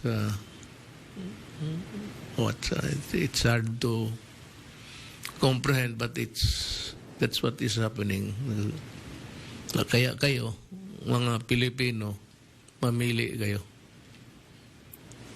Mamili kayo sa NPA o sa gobyerno na ito. Kaya kung magsabi kayo na gusto ninyo ang NPA, pamaraan, sabihin lang ninyo, kay bababa na kaming lahat. Diyan, si Undersecretary Halad, si Secretary of Defense, siguro ito siya bang? Yung umakyat, yung the second in command, Gutierrez, sa FDA. Kasi kung ang Pilipino magsabi gusto nila ng NPA, magsige sila bigay, magbaba na lang tayo. Ibigay na lang natin ang gobyerno sa kanila. So, mag-retire na tayo. Kaya mga Pilipino yung mga nagsusuporta ng NPA. Yung nagbibigay ng win, no, actually. I'd like to be frank with everybody. Alam ko, almost lahat kayo nagbibigay At hindi ko kayo masisi. I cannot blame you because you have a contract with government. The problem is, it is reflected in the quality of your product. It could be a cementing of your...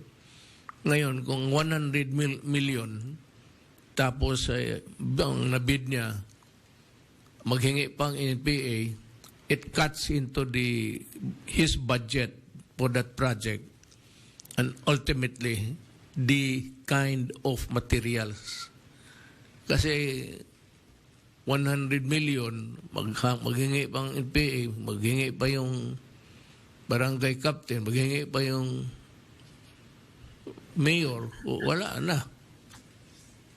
So ano ang project na? Ang pang-capital niya ngayon is about 80 million o 70. So gagawa siya ng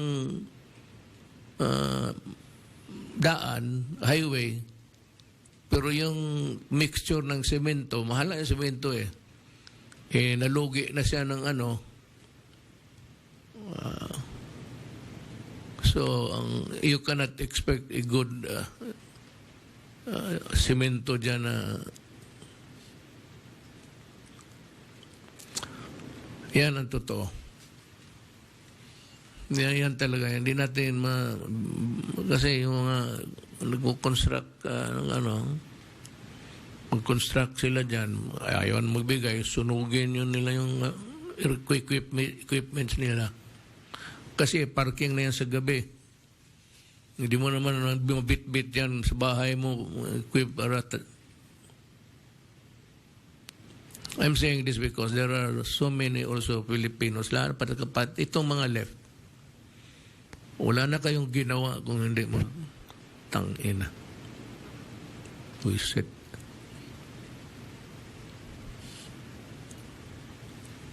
Support. Kayong mga... We've been trying to overturn so many governments along the way for 53 years now. 53 years of fighting and killing.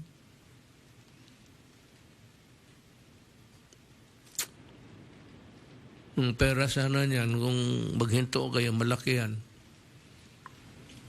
You know, ang advantage kasi, alam mo niyo advantage, ang isang NPA, kailangan ko 3 sundalo. Iyan ang tingin ko sa ratio.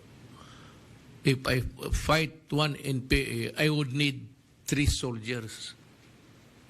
Because mamili sila ng target. Sila lang na kailangan po kailan. Yung mga ganun. They have the luxury of choice. Bibira sila dito, bibira doon.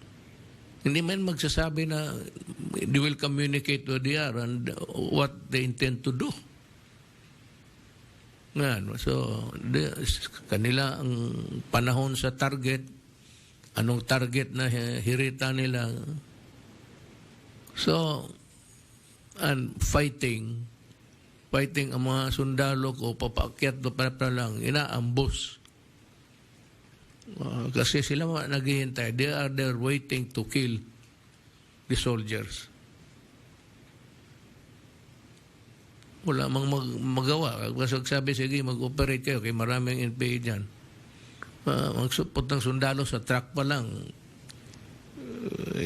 May bomba na sila roadside. So I would need actually 3 soldiers to look for them, to fight them, and maybe do whatever is necessary to protect the community. Kaya trabaho ng sundalo eh. Hindi yan po isang sundalo lang, kanya lahat. Makipag-usap doon sa mga sipyo, mga barangay. Siya pa rin na may dadating yan, iba yung trabaho. Kaya nga, because of one guy who's doing foolishness in his life, kailangan ko ng 3 sundalo, maghanap, mag-lecture doon sa mga... Yan ang sabi ko. Ganyan ka lupit, pati kahirap ng trabaho. Mayang gabi, mahal na Pangulo. Yes, sir. Okay, go ahead. Good evening po. Yes, sir. Magbibigay po ng ilang updates mula sa FDA. On the screen. Noong huling ulat po kasi, 3 lang ang antiviral drugs ang nabigyan ng authorization ng FDA. 2 dito ay under emergency use authorization o yung EUA. At ang isa ay under Certificate of Product Registration or CPR. Sa araw na ito ay magbibigay po ako ng updates tungkol sa Pfizer EUA application on nirmatrelvir ritonavir combination na mas kilala natin sa brand name na Paxlovid. Nais ko rin po i-report na meron pong generic equivalent ang Paxlovid na naaprubahan ng FDA under Compassionate Special Permit. So next slide po. Last January 7, natuloy po ang meeting between FDA and Pfizer. The earliest po that Pfizer will apply for an EUA is on the last week of January this year.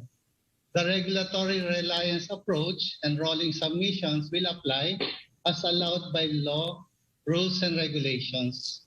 Slide number 4 po. Mr. President, na-approve po ng FDA ang application ng DOH para sa Compassionate Special Permit institutional use para maging accessible ang unang generic version ng Paxlovid na ang brand name po ay Bexovid. Pfizer granted po a royalty-free license for the antiviral combination drug to Medicines Patent Pool, a non-profit organization based in Geneva and backed by the United Nations. It allowed the manufacturer or manufacturers in least developed countries like Bangladesh to take out a sub-license. Ang Bexid po, Pharmaceuticals ng Bangladesh ay holder po ng FDA Philippines Foreign GMP clearance. Inaasahan po na mas mura ang cost of treatment dahil generic drug po ang Bexovid. Ang BioCare Life Science Incorporated po ang magiging supplier ng DOH. The treatment is given as 2 tablets of nirmatrelvir and 1 tablet of ritonavir, together twice a day for 5 days. Indicated po siya for age 12 at pataas na may mild to moderate infection. Ayon sa Pfizer data, the risk of hospitalization or death is reduced by 89% when given within 3 days of symptom onset, and by 88% when given within 5 days of symptoms onset. Makakatulong po ito para maiwasan na mapuno ang mga hospitals at ma-overwhelm po ang ating mga healthcare workers. Oscar, sandali. Sandali lang. Ito bang it's hard to remember. Pati ikaw puro berber dyan. Opo. Ibalik mo yung this slide before this. Yung isa. Yan ba yan? Ito yung, ang pinaliliwanag ko po ay yung number 4 kasi last report po natin, yung 1, 2, and 3 na-report ko na po yan. Mayroon po tayong bago sa arsenal of drugs against COVID-19. Ito po hindi naman substitute sa bakuna pero makakatulong po ito para matugunan po natin ang hospitalization at yung... I would just like to request everybody viewing this program now na kunin nila yung cellphone nila tapos kunin ninyo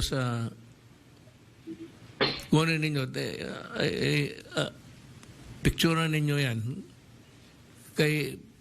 pati ako hindi malimutan ninyo yung kasi Vimab. Ang alam ko lang Cortal pati Palugisic. Mr. President, ang brand name po na na-approve namin ay Ronafric, mas madali pong tandaan. Yan lang po na-approve namin na EUA. Yan na, okay na yan. Yung sa second naman po, Molnars lang po ang ating tatandaan. Isa lang din po so far ang na-approvehan na EUA ng FDA. Sa Remdesivir naman po, isang CPR lang po na-approvehan namin. Ang brand name po ay Covipor. Dito po sa number 4, Paxlovid po ay nakikipag-usap po tayo para mag-apply sila ng EUA. Pero yung Bexovid, meron na po tayong na-approvehan na authorization in the form of Compassionate Special Permit, institutional use sa DOH po. Pwede nga po mag-supply si BioCare Life Science Incorporated sa DOH at ang DOH naman po, gagawin niya itong available sa mga hospitals, possibly government hospitals po.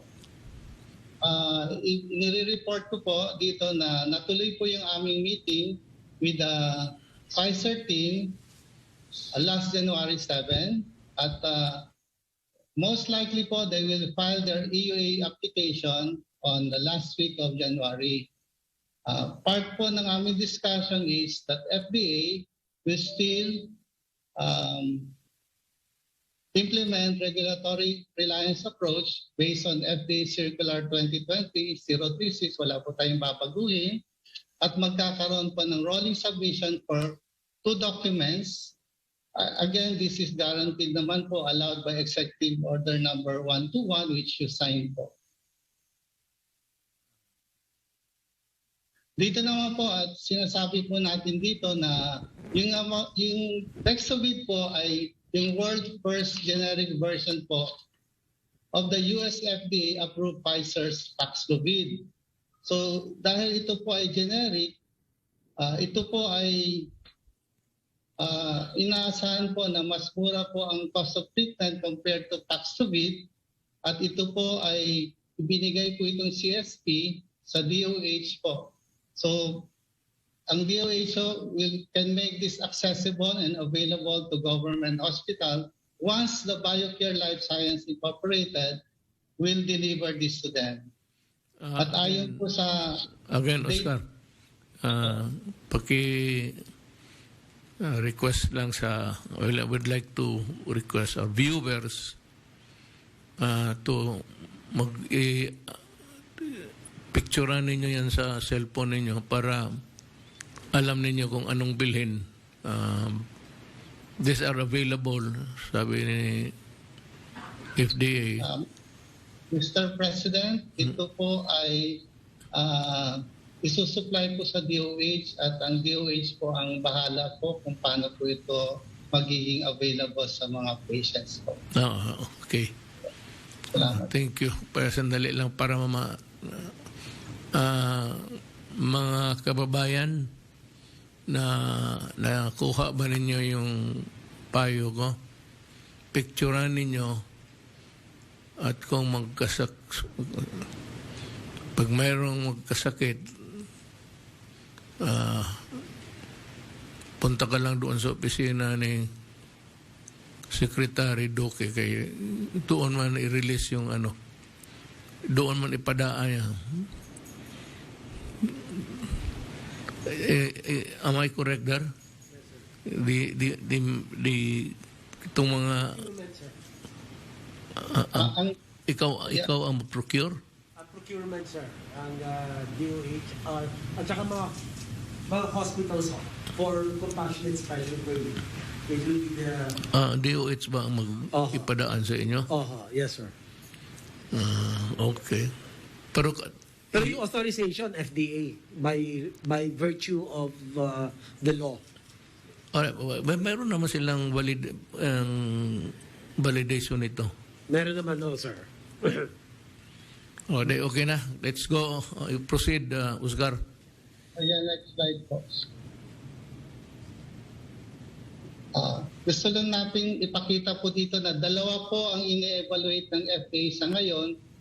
Na-endorse na po ito kahapon sa RITM para sa technical validation. Once matapos po ang RITM, pwede na ito mabigyan ng FDA ng special certification. Yung mga naunang naaprubahan ng FDA ay nangangailangan po siya ng healthcare professional or special equipment para makapag-test. Wala pong naaprubahan ng FDA noon na meron sa label na nakalagay home test kit or self-administered test kit or yung equivalent label po nito. So yan po ang huling slide ko. Maraming salamat po, Mr. President. Tika muna, mamaya ka na po, salamat. Ano itong self-administered COVID-19 test kits, parang injection? Ganito po yun eh. Kasi yung... the one that is portrayed now in front of us. Ito po, dahil self-administered po ito, individually packaged po ito. Ang pinapakita po dito na yung nga po, hindi po ito yung kagaya ng naaprubahan namin na pag binuksan mo yung isang box, napakaraming naman. Saka wala pong, yung aming napaaprubahan ng araw, wala pong nakalagay ito for home test kit or self-administered kit. Wala pong ganun nakalagay sa label. Ito po yung ating gusto sanang imbitahan ng mga manufacturer at drug importer, product distributor importer na kumuha po sila ng special certification para mabigyan po ng special certification at maging available po sa ating mga outlets. Ito po ay meron special picture po yung mga minsan ito mga self-administered and home test kit. For example po, yung built-in po yung pag-handle po ng mga biologically effective waste. Meron din po minsan itong mga built-in po yung positive and negative control. Kaya po, ibang-iba po ito sa naaprubahan na po ng FDA. Pero minsan, magkahawig po yung karton o yung packaging. Yun lang po ang gusto kong iparating po sa... Hindi packaging na yan. Sa packaging na ang... So, wala naman siguro. I'd like just to read.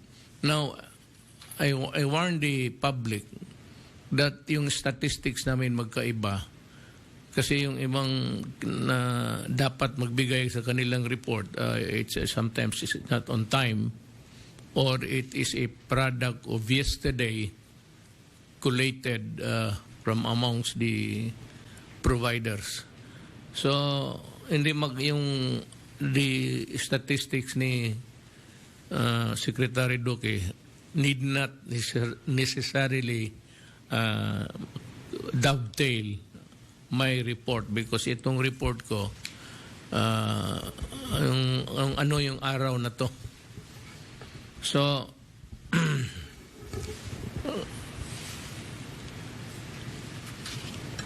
there is no denying that the COVID-19 situation in the country is becoming more alarming every day. Madaling sabi, may problema tayo. Nandito na yung COVID-19, pati yung variants. What makes it difficult to maybe treat on time. Halos pareho lang siguro. I hope that's the same banana that is applicable to all yung mga gamot natin. Ang sitwasyon natin, new cases of COVID-19 continue to rise daily from more than 21,000 on January to more than 33,000 today.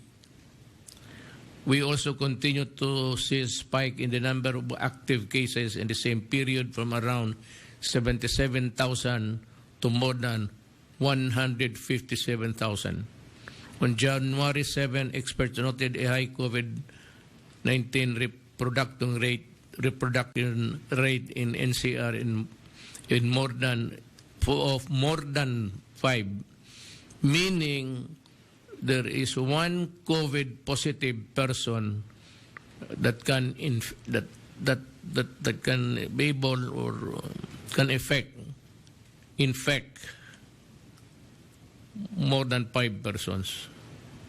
Taas naman ito.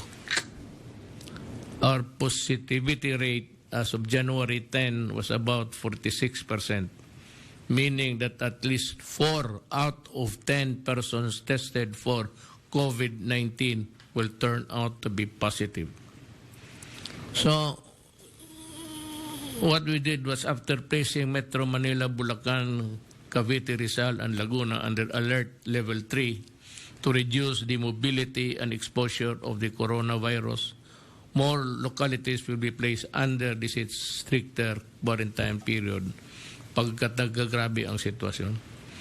The following areas are under level 3 from January 9 to 15, 2022. And it's Batangas, Bataan, Cagayan, Pampanga, Zambales. Those are the provinces. Now the cities is Angeles City, Baguio City, Dagupan City, Iloilo City, Lapu-Lapu City, Lucena City, Naga City, Olongapo, and Santiago cities. Businesses are required to operate at 30% indoor capacity and 50% outdoor capacity in areas under level 3. Buses, jeepneys, and other forms of public transportation operate at 70% capacity. O limitado kaya. The same as I have earlier directed, barangay officials will enforce strict adherence to the quarantine protocols, including restraining unvaccinated persons from leaving their houses, and they will do this legally. As I have said, we have every right to restrain.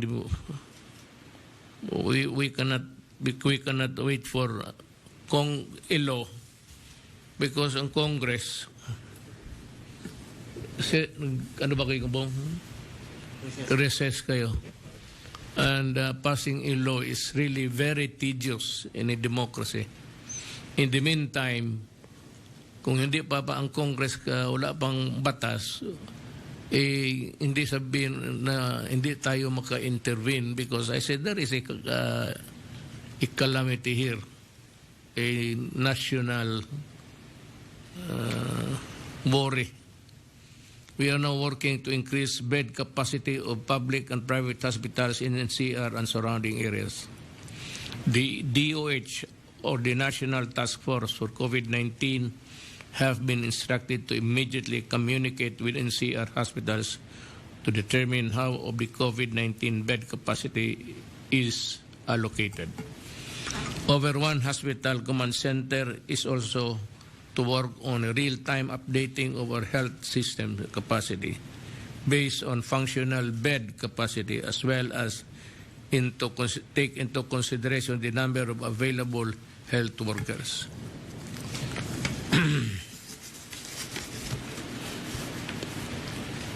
Maraming pumapasok dyan na iba-ibang report. Pero i-simplify na lang natin. The IATF, yung task force, and the DILG are working to ensure that emergency operation centers are placed in all government units. We also need to increase the RT-CPR testing capacity in NCR plus areas so as to handle the influx of tests and to ensure that laboratories are operational 7 days a week. Ang universal complaint talaga is kulang ang facilities ng itong RT-PCR. We need to buy more, you think, sir? Yes, our expansion is ongoing because we would want that every province will have an RT-PCR, but also the private sector is building more RT-PCR laboratories. So in all, we have 312 laboratories, from 1 to 312. So, ano ba, is that a machine? I have not seen that. It's a machine, and also it has a test kit that is used to detect the virus from the nose and from the throat. Kailangan ba magbili pa tayo? Meron naman tayong pera for the 2022 budget. We have asked, I think they're kung di ako nagkakamali, mga 7 billion ang outlay for that. So we will just continue to buy some more. Sige, magbili ka para makatulong tayo sa marami. Finally, the National Vaccination Operation Center is directed to increase vaccination rates outside NCR as soon as possible. Ito nga, balik tayo. We sound like a broken record, but alam mo, ulitin, I really do not know how to do this, but I've been pleading almost on bended knees for our citizens to get the vaccine. O magsabi na maraming vaccination centers, mamili ka lang. And you need not be a resident of where that vaccination center is. Sabihin mo lang, Pilipino ka. Wag na yung lista-lista, tapos kung wala ka sa listahan, kalukuhan yan. If you are a Filipino, that's the only requirement. You are a Filipino, go to any vaccine center, yung pinakamalapit. O sa trabaho mo, you pass by, sabihin mo lang, hindi pa ako na kapag kuha ng vaccine. And that's the only requirement. You need not be a resident where the place where the RT-CPR is located. Mamili ka lang. Basta Pilipino ka. Hindi na kailangan yung residence. The important thing there is whether you are a resident or not of that place, that you get the vaccine. As of January 9, our total doses administered throughout the country is more than 113 million.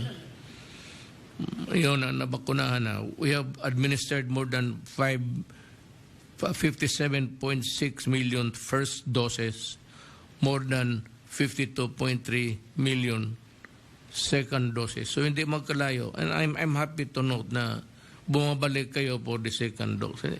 Yung isa, hindi obra yun. And more than 3.3 million booster doses. Again, I suggest yung nabakunahan na ng dalawa, kung gusto mo ng more defensive whatever, kunin mo uli yung booster mo, punta ka lang doon, sabihin mo lang na pang-tatlo ito. Total, kung may 3 na kayo, tapos magkuha ka pa ng 4, ikaw.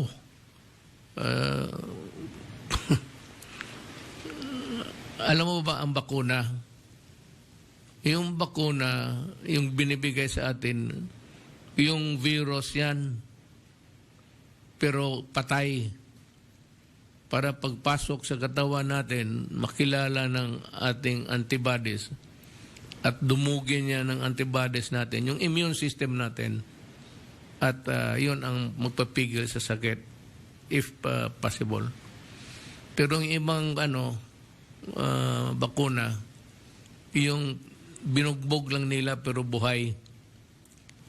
Some vaccines are like that.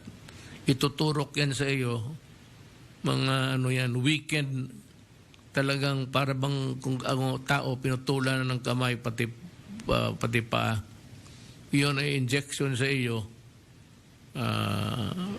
para maglaban, para makilala. Ang importante kasi makilala ng ating antibodies yung kasi inaaway niya yan kakainin talaga ng antibodies yung anong ipapasok mo dyan. Pero minsan ma-overwhelm, matalo yung antibodies natin.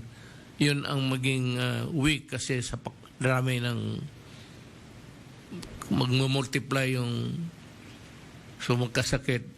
Yung sakit is reaction. Ang fever is not bad at all. It is an indication kung lang may lagnat ka, hindi masama yan. Yan ang sinasabi ng katawan mo na there is something wrong. Nag-warning yan siya. That's why lalagnatin ka. Warning yan sa ating katawan na something is wrong with the system. Yan nga. Kaya hindi ka mamamatay because pag lagnat mo, punta ka sa doktor, di sabihin niya, baka COVID yan, magpabaksin ka na lang.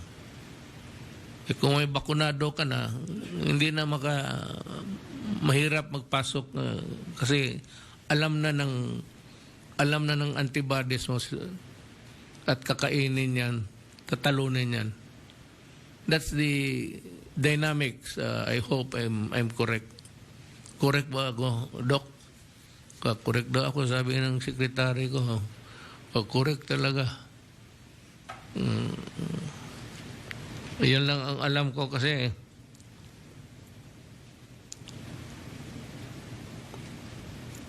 To date, a total of more than 213 million COVID vaccine doses have been delivered to the country. I strongly urge our kababayans again, it will save you sa kamatayan.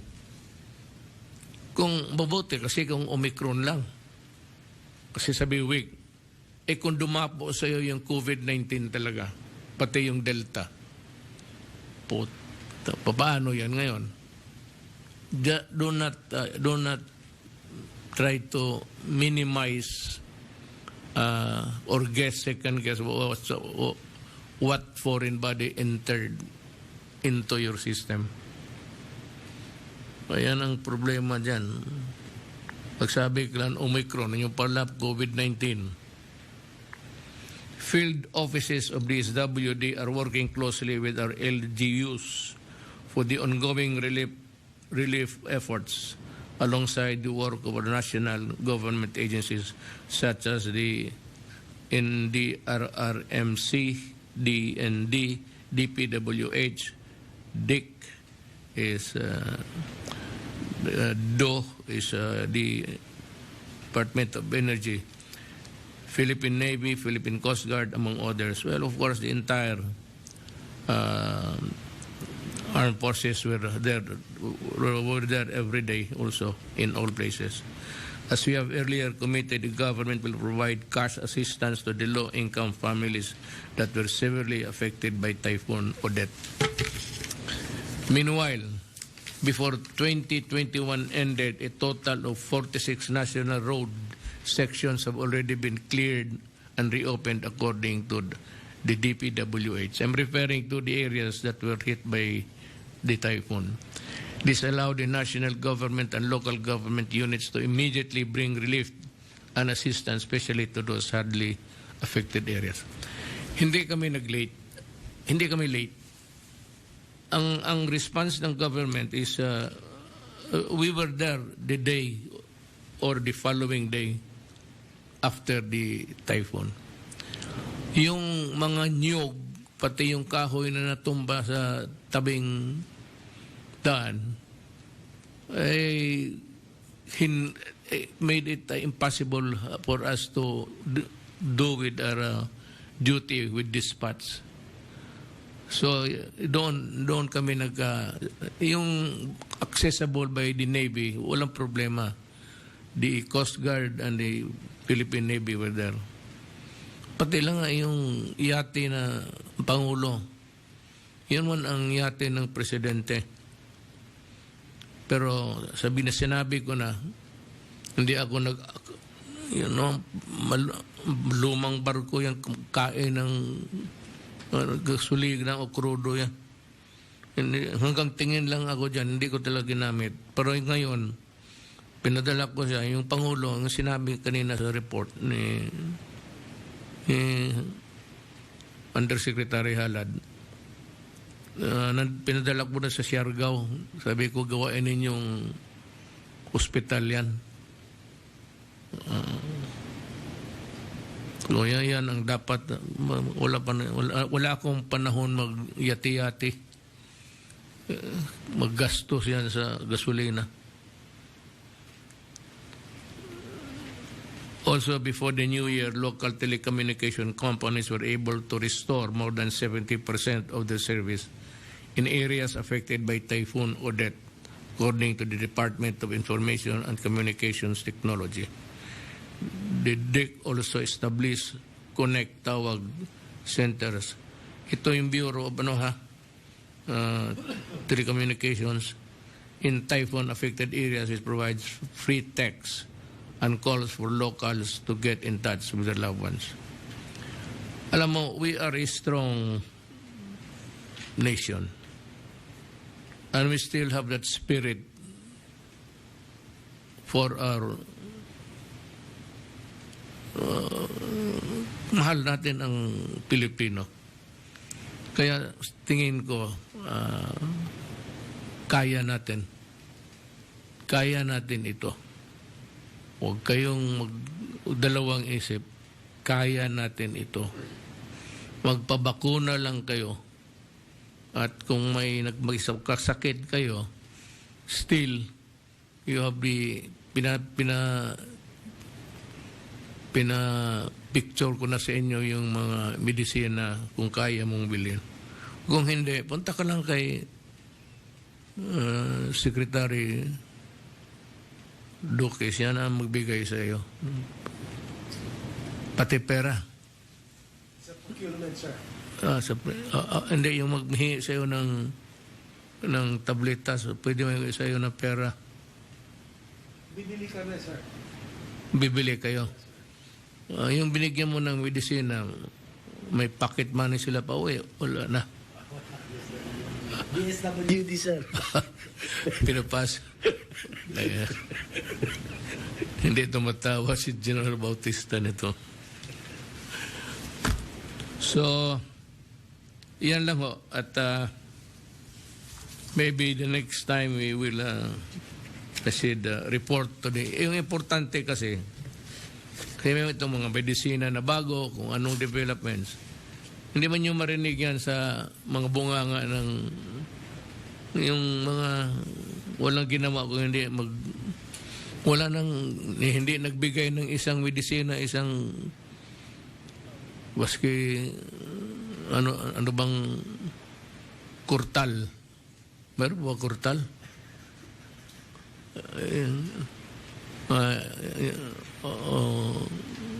Ano yung isa?